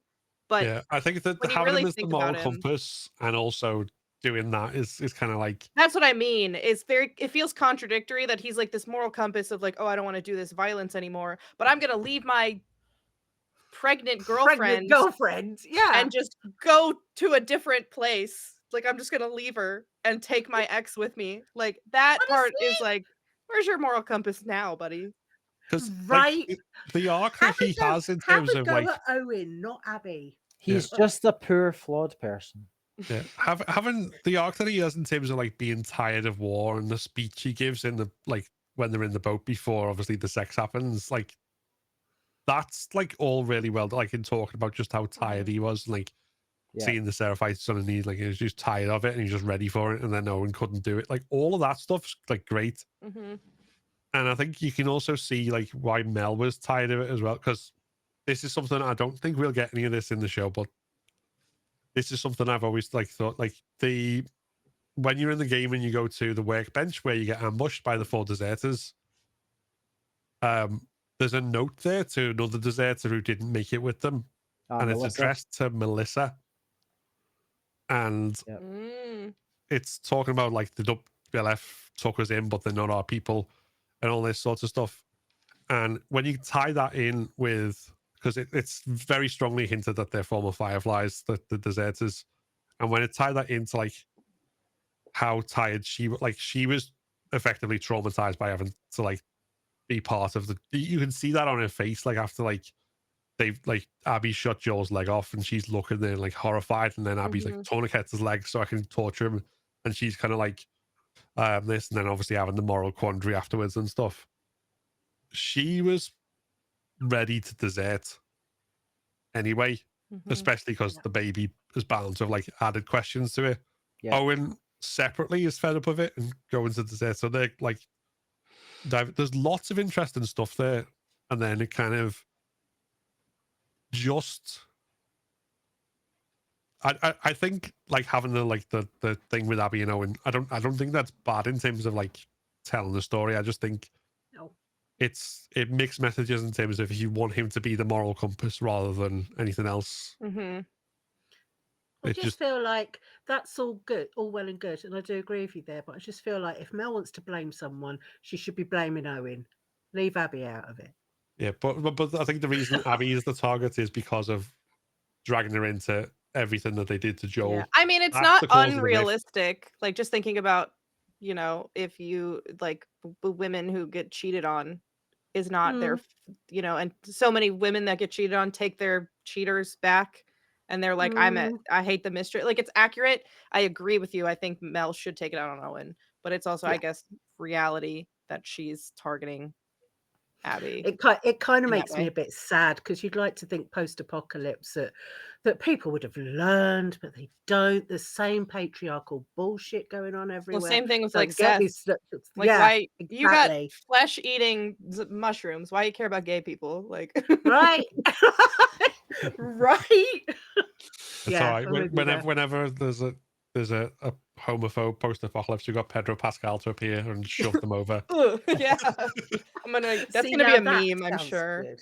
That's See, that would suit me. I need a meme, not to make this political, but just a meme of Pedro Pascal shoving Trump. Me papi chulo. I literally learned Spanish for the day he turns up at our house. I love it. Yeah. So I'm just trying to think where we are. We've been all over the place, and we talked about what happened in the episode and what we thought of it. We've also talked about all the things we think are going to happen in the future. Have we got anything else? Is there anything we've not touched on? Anything we've completely overlooked? I thought it was quite interesting seeing Kat, somebody that's only mentioned in the game as Ellie's ex, and actually being Yeah. able to put a face to that name and getting a wee bit of like who she is. She's obviously quite high up in Jackson. She's leading patrols. She's wearing weird hats. Yep. Sorry, what was she like? She had like a Fairline hat with a snapback. Like what was going on? That I know that's not like the important detail, but but I just saw that and I was like, what? I didn't notice her hat. I was too busy saying inwardly saying, "Oh, wash your hair, love." Honestly, there's no excuse for it being that greasy. Maybe it was the hat, but I liked how she was just rolling her eyes and not expecting Dina and Ellie to be behaving themselves, because they are that pair that in this kind of world Yep. you wouldn't want to sit next to each other in a meeting because Yep. they're too disruptive. But I like that. Oh, we didn't really talk about little baby Benji. Are we on Benji #Benji Deathwatch? Are we still feeling? Yeah. Are we still feeling like that kid's not making it? Or yeah, No, he is not. last week Dylan predicted that he'd die in the horde attack. My take was slightly more optimistic in that like he would make Tommy and Maria breaking up after Tommy loses everything in Seattle and then goes mad more poignant because there's more of a family to lose. But Yeah. I feel like I'm on the losing side of that. I feel like more people are rooting like that he's going to die. Now that we've seen episode 1 and knowing what might be coming in episode 2, I don't know. Okay, so I don't sorry, want carry anything on. to overshadow. I don't think that would overshadow it, but like I feel like that would make people more upset than they need to be. Well, honestly, there was the shot in the first season where we saw Joel just work like still in Boston? No, not Boston. I can't remember where the places are. Boston, and he like the little kid who's walked in on his own.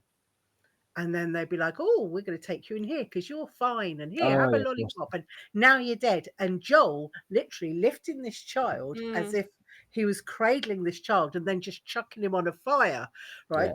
So we know they like to do these parallel moments. So like I can see Joel being the one who finds Benji and holding him and not wanting to let him go, like he let go the little kid onto the fire. That's how I would write it. Like, that's so sad. but then I know, but like so seriously, Phil writes like urban horror fantasy, they, and I'm the darker writer. Do we think the thing is though, like they made what was originally 2 episodes in season 1 into the single first episode, which was longer, because they didn't want to end on the death of a kid after another kid had died. So I'm wondering, like, have they changed tack and go, "Oh, we'll kill a kid and then we'll kill Joel and it's fine." Fuck them kids. Wasn't the reason they condensed the 2 because HBO said, no, you need to finish on the inciting incident, and that is, you've just got everyone to care about Sarah and then you've killed her at the end. Why are people coming back the next week? You need to have the inciting incident at the end of the first episode. So you need to have Ellie at the end. Yeah, of the first well, episode. it was that, and then I think they said in the podcast, like, if we ended it where we were originally planning to end it, which was in Boston 20 years later, after Joel dubs the body, that scene, they basically ended it with 2 kids dead and nothing to show for it. So it was like, okay, we'll merge the 2 and it's together. the first episode of the show, so it's the introduction of the franchise to a lot of people. Yeah. Now with season 2, they already have an established fan base of people that are watching the show, so they don't need to, I guess, worry about that as much. so they can just like tear our hearts out multiple times in one episode. Yeah, I Yeah. guess. I guess so. Yeah, I'm here for it. Honestly. It'll be interesting seeing how many people start playing the second game who maybe didn't play it because of all the controversy when it came out. But maybe I know there's at least there's- 3 new people who are playing. are these people that are playing who deliberately didn't play because of the controversy, who heard all the I- hate and went, nah, not for me. No, it was more a case of they hadn't spent out on the second game because these are people who are like working as nurses and stuff and not Hmm. hugely waged. So, and now after the first season, they were like, right, okay, I'm ultra invested now, so I am going to Yeah. play the second game, which I love. But I don't really know people who wouldn't play the game because of controversy. I have a better friend circle than that.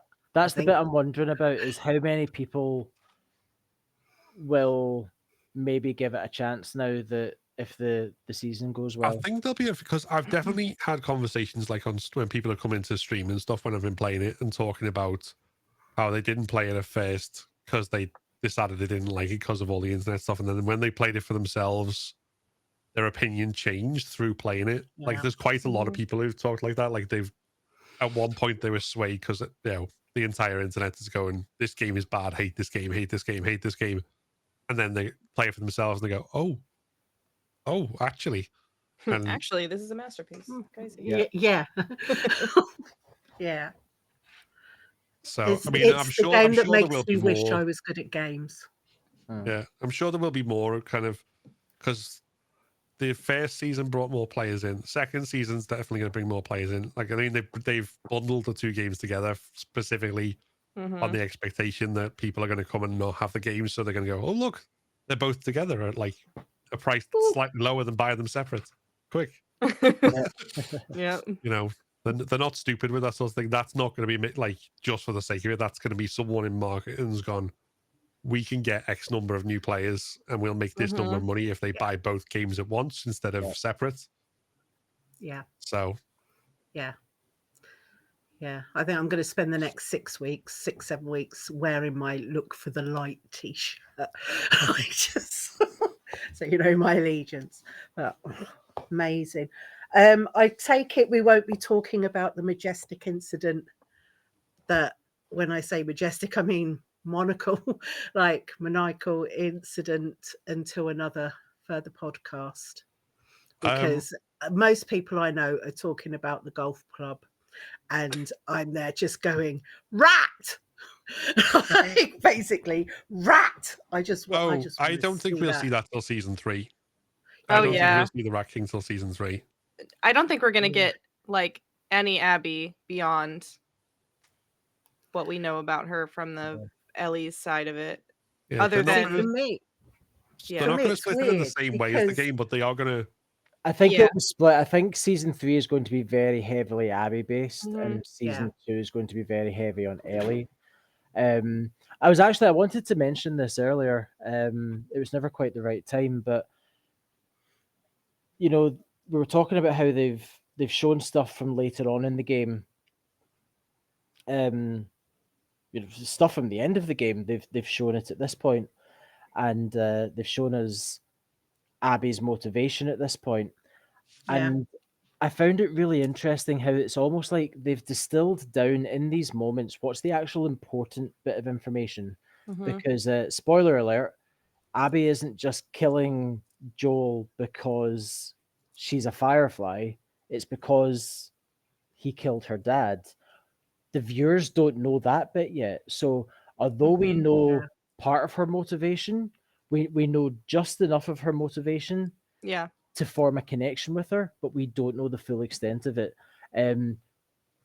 We know what happens after the dance scene. We know that Ellie walks past the porch, but I mean, I'm pretty sure they've got the porch. That's a scene bait and already do we filmed. think that's a bait and switch and that we'll get that scene later? Yeah, I think 100% she's if going to they- come back. Yeah, if they Yeah. completely omitted that and didn't have that scene where, like, they need to have that point where she says, I don't know if I can forgive you, but I'd like to try. You know what? Actually, I think that's how season 2 is going to end. I can't Yeah. imagine they're going to say they showed that for a reason, And Mhm. if they don't, it's at the end of the game, which is so like integral to the story, but because they're Yeah. breaking this up into multiple seasons and we're not going to get season 3 until 2027 at the earliest, they're not going to save that scene for the very end. I think we're going to get it at the end of season 2. I think they're going Yeah. to come Yeah, back yeah. around. Yeah. It's weird I for can me see that. because I've watched Phil play the game so often, and there's bits I haven't seen and bits I've seen a million times, like that shot of Jackson. Sorry, babe. But I forget That is what's such a in. burn. I know, but I did make him a nice coffee. But that was the payment. But for me, it's sort of like when I read a trilogy, it all becomes squashed together. Mm-hmm. So I find it difficult sometimes to remember which bit is in which bit in a linear type way. So I know where I want it to end for season 2. I know Mhm. where I want it to end. And then maybe season 3 can open with the little PSTD on the prairie with Ellie, Dina, and JJ. Because it's weird for me. That's gonna be like, yeah, because that is basically the end of the game. That's like right before the final chapter. Yeah. So that's if assuming they don't push it into a season 4, that's gonna be like 2/3 of the way through season 3, I would have thought. You think? Because that's after they come back from Seattle. Yeah. That's after they come back from Seattle. Time has And elapsed. we've got We have to the baby. see Abby's side of the Seattle days, which I think will be season 3 as well. Mm-hmm. Okay. So yeah. Given Yeah. we only have 7 episodes. We have hold on, 4, 5, 6. Yeah, I can count 4 episodes that are going to be in Seattle potentially. Yeah. So that's like literally going to be Well, 3 if Brooke's correct, and one of them is a flashback episode for the Flashback birthday for the gift. birthday. yeah. Oh, that's true. Mhm. So even yeah. That, So that I leaves 6 really hope episodes. So so. you've got half of the season in Jackson, and half the season in Season Seattle. in Seattle. Yeah, I think season 3 will be more heavy on Abby. Yeah. We're not getting any, I don't think, of her side of the story really, other than her motivations and things, because Yeah. they would have announced a Lev casting and a Yara casting, which I really hope they take their time on finding the right people for them, because yeah, Lev, my that we're sweet not baby going to see any of angel. that till Right, season honestly, 3. Ian Alexander, or they can just go away. Yeah. 100%. I think they're a little too old now, which makes me sad to play No, 13-year-old Lev, I but don't know, but they still have such a baby face. yeah. Yeah. Have you watched the OA? Not to get too tangent, but they're in everybody the OA. tells me I should watch that. It's so And I good. It was unceremoniously canceled on a really crazy cliffhanger, but Ian Alexander is in that, and I love their character. They were in Discovery as well, I think. Star Trek Discovery. Yeah. Yeah, saw them but in that. I think Star Trek Discovery kind of so because the characters got the Star Trek Discovery is obviously older than Lev, whereas the Mhm. character in the OA is More basically Lev age. Lev. I think aged. because it came out around probably while they were filming the scenes for the game. Yeah. It'll be interesting if we get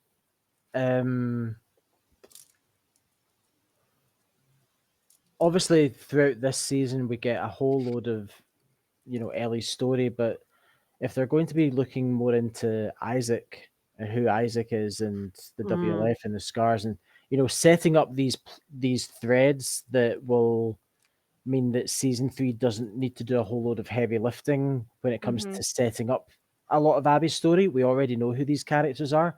Let's just have them fight it out. Go straight in and just. I think season 3 is going to be pretty cool, if that's the case. I just want to know who's going to play my love Manny. What's the guy? I don't know what the guy's name is. It's Danny Ramirez.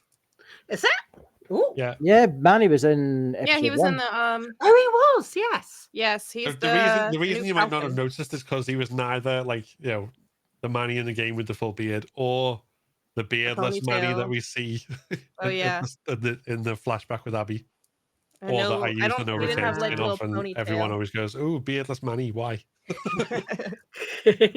Yeah, well, I- he's there. Ah, yes. I just need to hear Manny say pendejo at some point. Yeah. If I don't get his catchphrase, I'm not going to be happy. And I want Abby to call him a pendejo too. I love that part. Same. Oh, Yeah, I Which- wonder if he's yeah. going to be as much of a slut.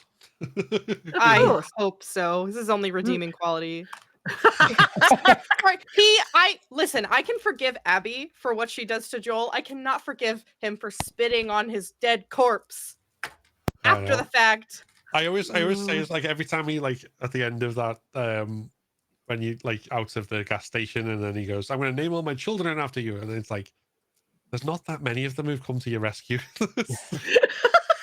how many children is he having? Manny, just sower around, of, so. I mean, sower of seed. After 25 years, will the condoms that were around still work? Because they're not making any more. No, there is no way they still work. Yeah. No. And not at all. I'm sorry, I don't think Manny's pulling out. I mean, it's like it depends. It is his pull-out game is weak, but diaphragm. Oh no, because they're made out of latex, aren't they? And latex would perish as well. Yeah. Yeah, it like disintegrates over time. Yeah. So no diaphragms. Birth control pills wouldn't be as effective. Right, but then is there some sort of moral argument for saying you shouldn't use contraception after an apocalypse because you'd be tried to repopulate? I don't know. I'm sure there's part of the WLF would be like, breed for the homeland, but it feels a bit. It feels fascisty. icky, doesn't it? I mean, no fascism in this whole series. I mean, yeah, it entirely fits what the WLF became, but yeah, it also fits like the amount of people, like when you get like hate comments and stuff on YouTube, and like the amount of people who've come in and like said that the reason that they think that Ellie being a lesbian in The Last of Us is unrealistic is because in an apocalypse they'd be having lots of babies to repopulate the world. Like, first of all, why would that be your priority when you're being chased around by mushroom zombies? Surely the last thing you'd want is a kid. And second of all, absolute weirdos, shut up. I mean, honestly, it's like, apart from anything else, I mean, I adore you and I love you and I will be your wife forever. But if I had a choice in the matter, if being gay or not was a choice, I'd be gayer. Like, I'd be more gay. Like gay, except for Phil and Pedro. And but- Manny. Well, and I feel honoured. Thank That's you. a great list. I mean, it is, isn't it? Like, and Phil would be my first choice anyway. But like, That's something. it's not. Thanks, babe. It's all right. You're welcome. Anyway, being gay is not a choice, is what I'm saying. Yes. So if it's not a case of like, oh, you can't be gay, because it would still come back to this patriarchal bullshit that I was talking about earlier, where men could be gay because none of them are getting pregnant unless they're trans men, and trans men are men. Then what the fuck? I think coming back to like coming back to the show and like whether or not the game, the babies. You just spotted it as well, Steve. Wait.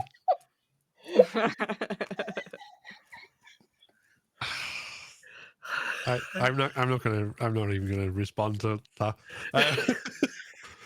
Right. So coming back to like what's been said in the show, I think they seem to play it the other way around. Like certainly like with pregnancy, Ellie, when Dean is pregnant, it's like, why would you want to keep something like that, talking about like the world and that they're in and everything else?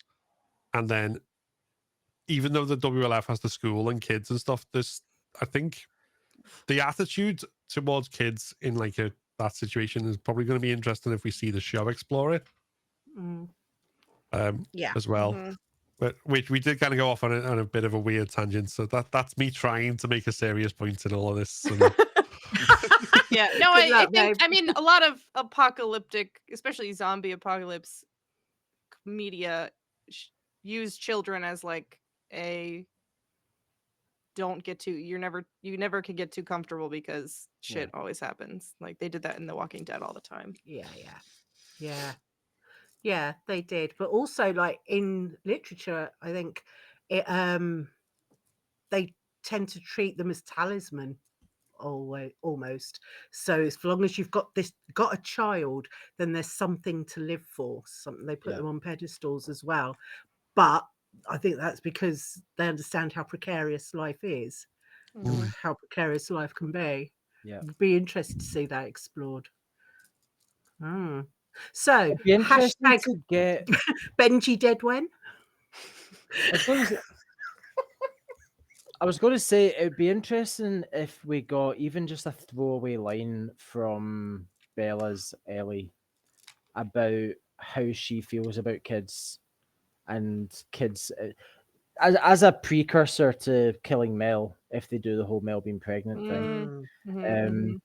To really get a feel for how she actually feels in that moment, because we can put like our own thoughts, like how would I feel if I just found out that I'd killed somebody that's pregnant? I mean,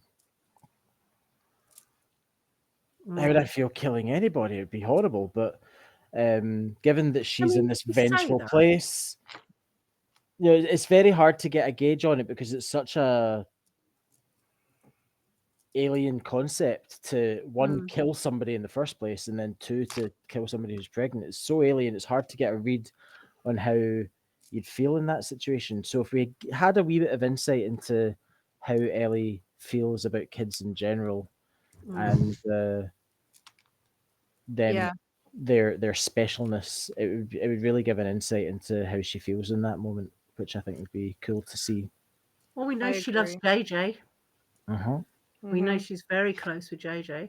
I think I would love to see more of that because I think one of the weaker points of the narrative of the game, solely because of time, like there's not a lot of time in a game to sit with something like that, is Ellie's like trauma and how she copes with trauma. Like we talked about last time, one of the lost levels, Ellie like sees Joel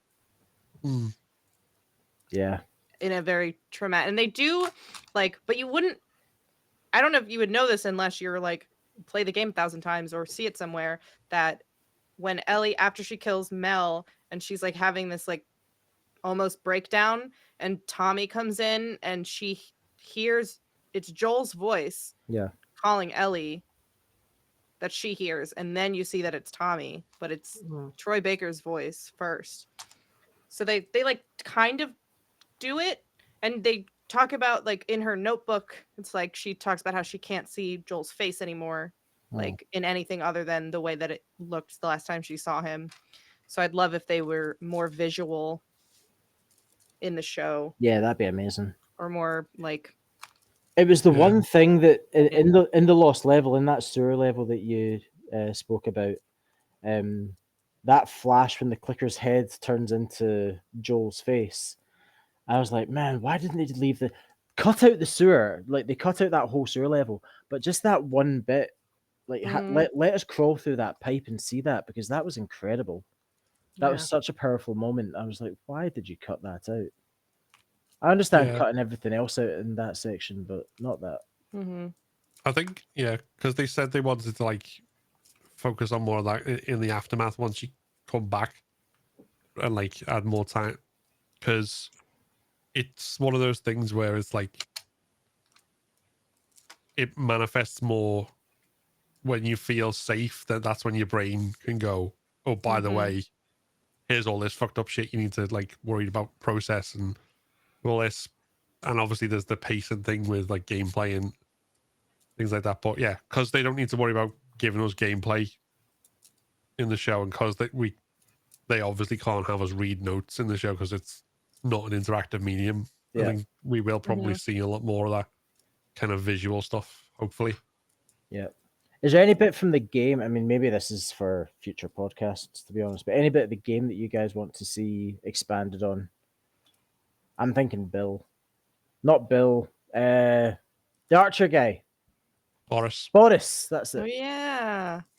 I'd love to see a wee flashback to Boris before we Yeah. go to I'm Hillcrest. wondering what, like, if we're getting more of Isaac in the past, whether we'll see any, like, even if it's just a hint, because I don't think they'll do it because they kind of showed like the whole story of the like sewers in Pittsburgh with Ish and the community they made in there before it was overrun by infected. They kind of hinted at that in the show with the same drawings on the wall, but they never obviously told it. This is kind of an aside, but I was saying, like, if they're not going to tell those stories in full, The Last of Us, like, world and media has got so much potential for, like, most, like, if they did, like, okay, here's the TV series, which is the games, but we're also going to do, like, a one-shot, and it's basically just, like an anthology series. That would be really cool. Yeah. Yeah. I would love that. if you're watching this, Craig Mason, because obviously there's a little high likelihood of that, make that show. Make that show. It could be animated. I would be down for an animated adaptation of those That, stories. that would be cool, actually. Yeah. Hey, Craig, I'm a TV video editor, by the way. That's what I do. I work at the BBC. if you're looking,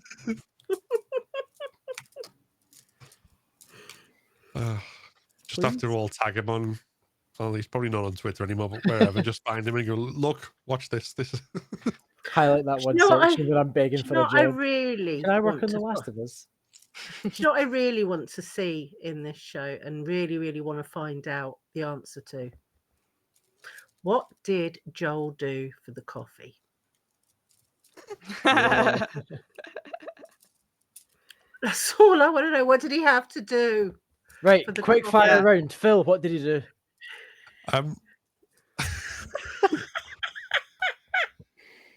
See, I don't think the obvious answer that everyone always says is that he had to, like, give head for it or stuff, but he said his exact words were, "I'm kind of embarrassed what I had to trade for it." And I don't think that's not head talk. That's like, I gave away half my kitchen so I could have coffee beans type thing. Like soap or something. It's like, yeah, I can deal without a shower for a week. I can have some coffee. Yeah, if he'd said, I'm not going to tell you what I had to do for that. I'm going to be washing myself for like weeks afterwards just to feel clean again. That might be a different matter.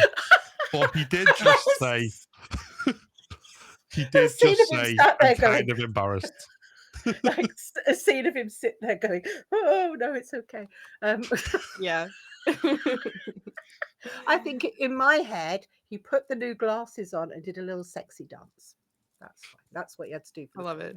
So I do like I think it was more because Pedro Pascal is actually blind and needs reading glasses, but I love there's like if you walk through Joel's house, you see that there's their reading glasses on the side of his nightstand in his house, and I love that they included that, which I was like, maybe it's included because of that, but also it might be like Pedro's trying to act and he's like, bro, I can't see.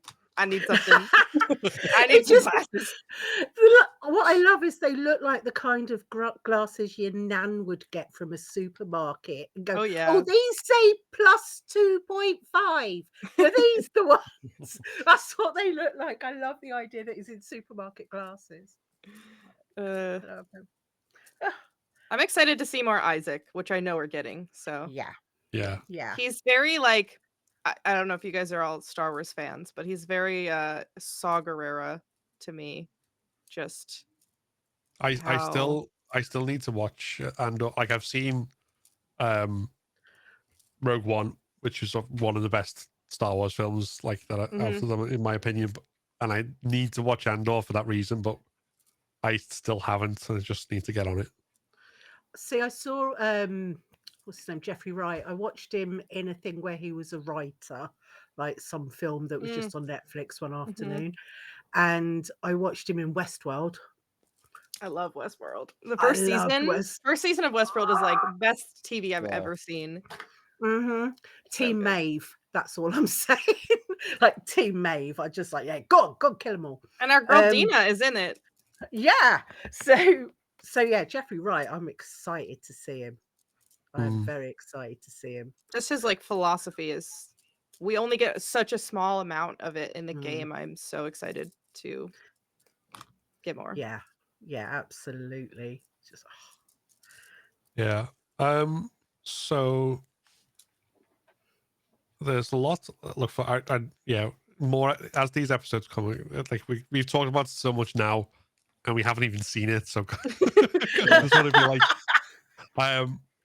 we're kind of conscious. We have been talking for like over 2 hours at this point. So I think just kind of bringing things back together if we can. I suppose any final thoughts on what we've seen so far or where it might be going, or anything else that you like not mentioned yet and not come up that you just need to get out of there? So anything from you, Steve? I just really hope that episode 1 is kind of paving the way for what season 2 is going to be. I hope it's not a one-off. I hope it's not a perfect game adaptation and then they kind of fall back to some of the failures of season 1. Yeah, I just really loved it. I thought it was perfect. Yep. Brooke?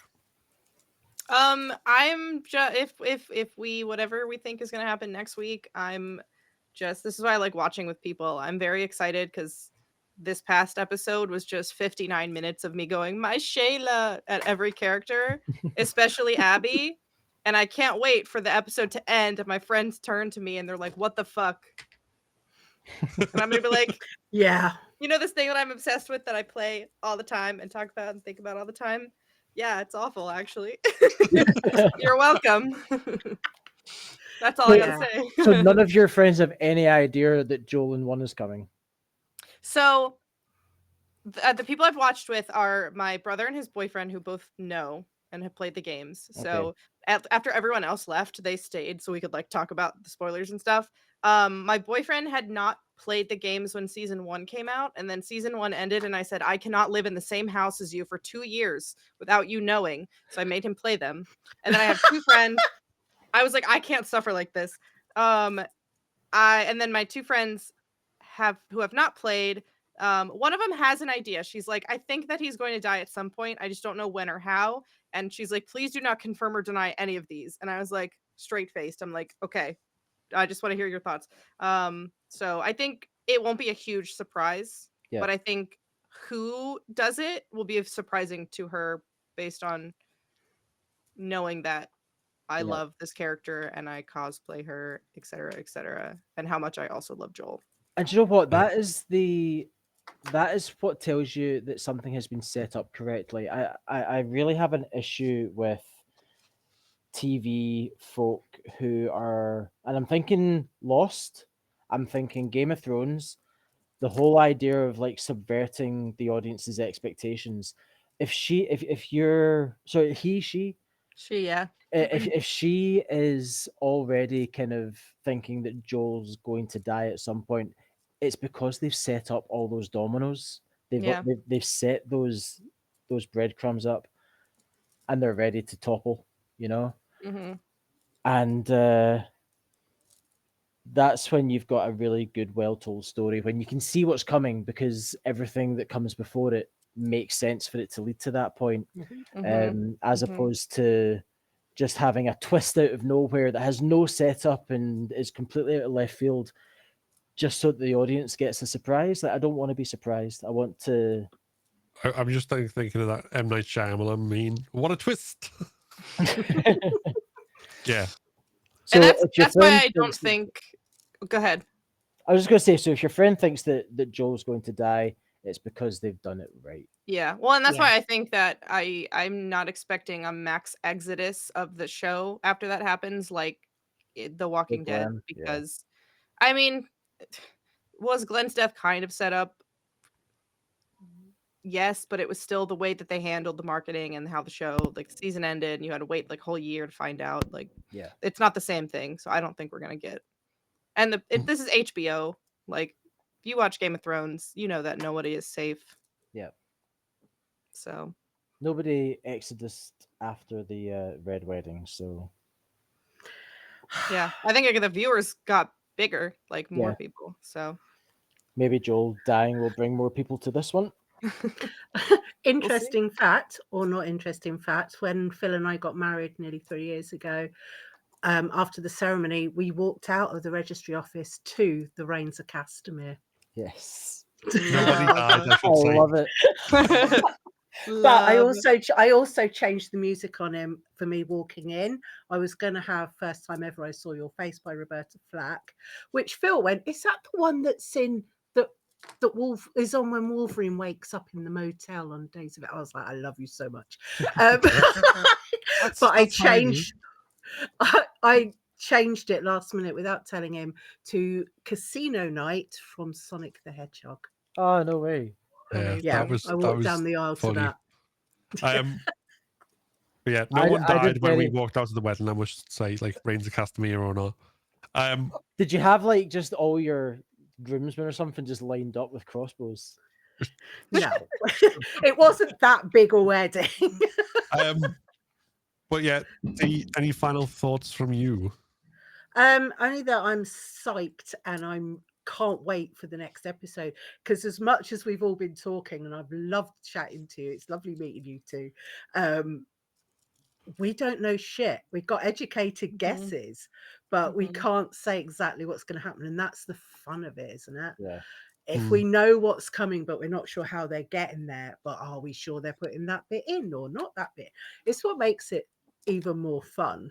Yeah. And I think Mhm. we know the broad strokes. We don't yeah, know. we don't know the details. details. Yeah.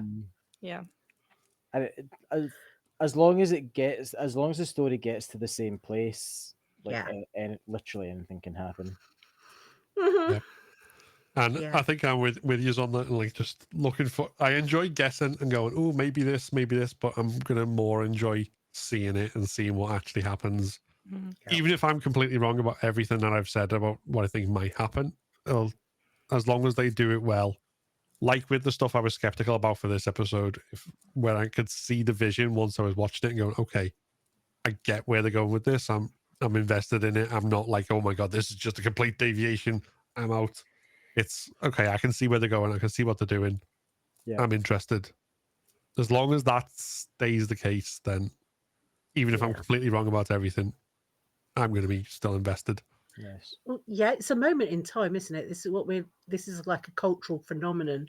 The idea that a video game has been done so well. I mean, Resident Evil.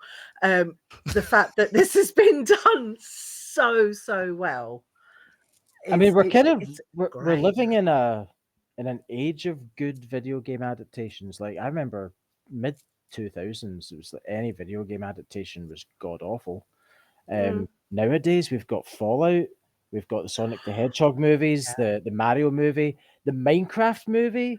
I really enjoyed it. A lot of people are kind of down on it, but My main reason knowing for that was made for my kids. yeah, my like, main they reason for loved not it. wanting to see the Minecraft movie is the shit that they're doing in cinemas. It's like, Yeah, no, what the fuck? Yeah. Going What are like, they doing in cinemas? oh, they're screaming and throwing popcorn and like all sorts of stuff, and it's just chaos. You know, you go to watch a film and there's like a bunch of knobheads going. "Aah!" It's like, Yeah, like what? me and Mel at the Batman Lego movie.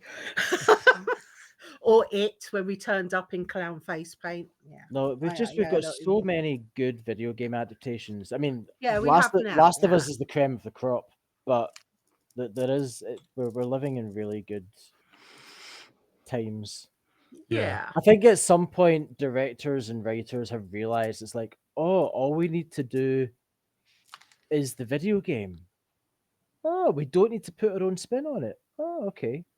Mm. Yeah, It's it's so- not so- just this is a cash cow, but we don't care about gamers. We're going to make it for a completely different audience. It's like, Or no, we're going tell to the actual we're going to thing. write a part for my sexy wife, Resident Evil. Now, if they could do that, if we get an Uncharted sequel, make it Uncharted. Yeah. I But can't. that's even another get it. conversation. I can't because I love Scully. Sully is my like, I love him. Fucking Mark Wahlberg. Mark Wahlberg. Right? Yeah. Fucking Mark Wahlberg. No. Sucks. I will take Owen being too tall, but I will never take Mark Wahlberg playing Sully. Hashtag not Yeah. my Sully. Not my Sully. Not my Sully. Yeah. Yeah. I mean, on that note, I think we've covered a huge amount of ground today. Hold and on. Sorry, Phil. So you're talking about an actor not looking like the character while we're discussing The Last of Us. No. No, I just fucking hate Mark Wahlberg. He's an Yeah. Yeah. asshole. He He's doesn't an arsehole. embody. Mark He's Wahlberg Sully plays at all. Mark Wahlberg in all films. that Yeah. he's Right, in. and he's Yeah. a I've not racist seen- and a homophobe and Oh, I didn't know that. Oh, Oh, yeah. There's a lot. your faves are problematic, babe. It's bad. It's not my favourite. Not you. I was talking to Steve then. I was using baby. He's not the my ironic favourite. sense. No, well, no, it's not because he doesn't look like him. It's because he's a dickhead. I didn't know any of that, and I was Yeah. already like, he doesn't play anyone but himself. I Yeah, there I is don't that. know much of his stuff at all. He's literally just a name and a face to me.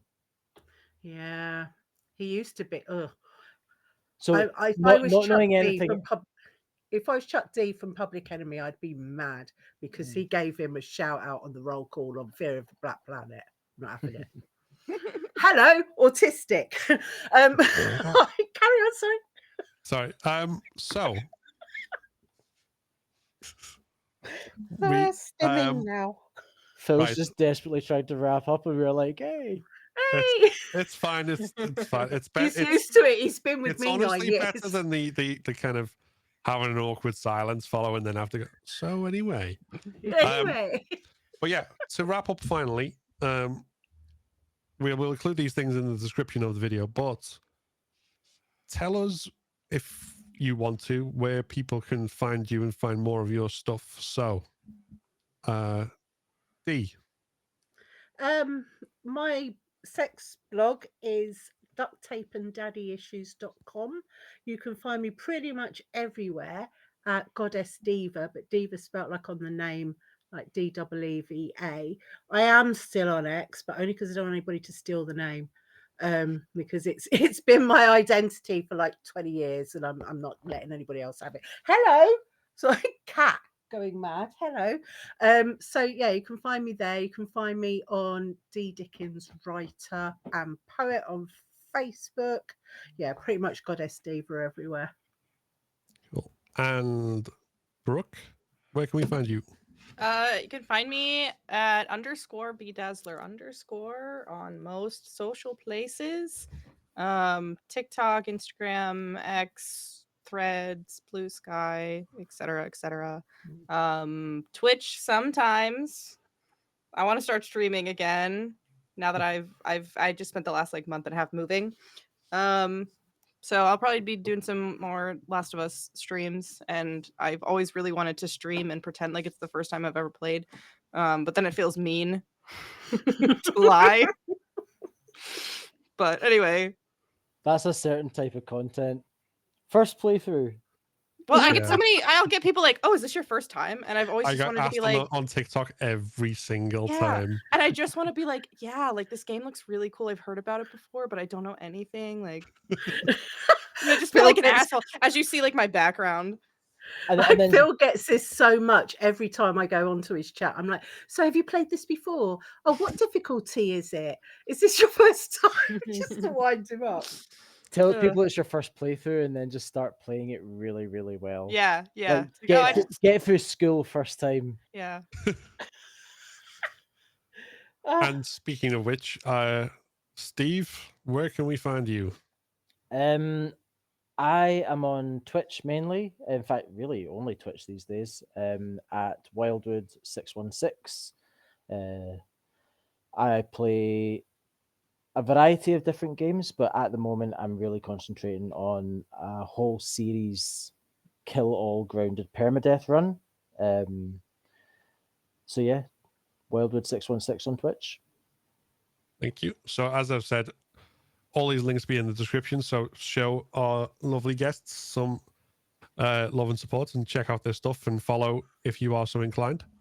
And for anyone watching this once it's up on YouTube, if you want to watch in future as it's recorded live, then you can do so either as a member on YouTube or a subscriber on Twitch, or in our Discord server where we record live, where we are also going to be hosting watch parties for each episode every Monday. Because sadly in the UK, it's 2 a.m. when the episode airs on the wee hours of Sunday. So on Monday, we'll be watching it. But if you want to check it out and follow along and be part of the community, then check that out and do that. Other than that, we'll be back next week with more of this. So thank you very much for watching. I hope it's been informative, interesting, funny, and slightly mad, because I think that's all the boxes we ticked as we went along. And we will see you next time. Bye. If you enjoyed this video, then give it a like and consider subscribing to keep up to date with all my content. Like the video that's just popped up, which YouTube thinks you should watch next. This is a Patreon and member supported channel, so if you want to become a member and unlock custom badges and emojis, early access to my videos, and your name in the credits, then click the join button below. Thanks for watching, and see you next time.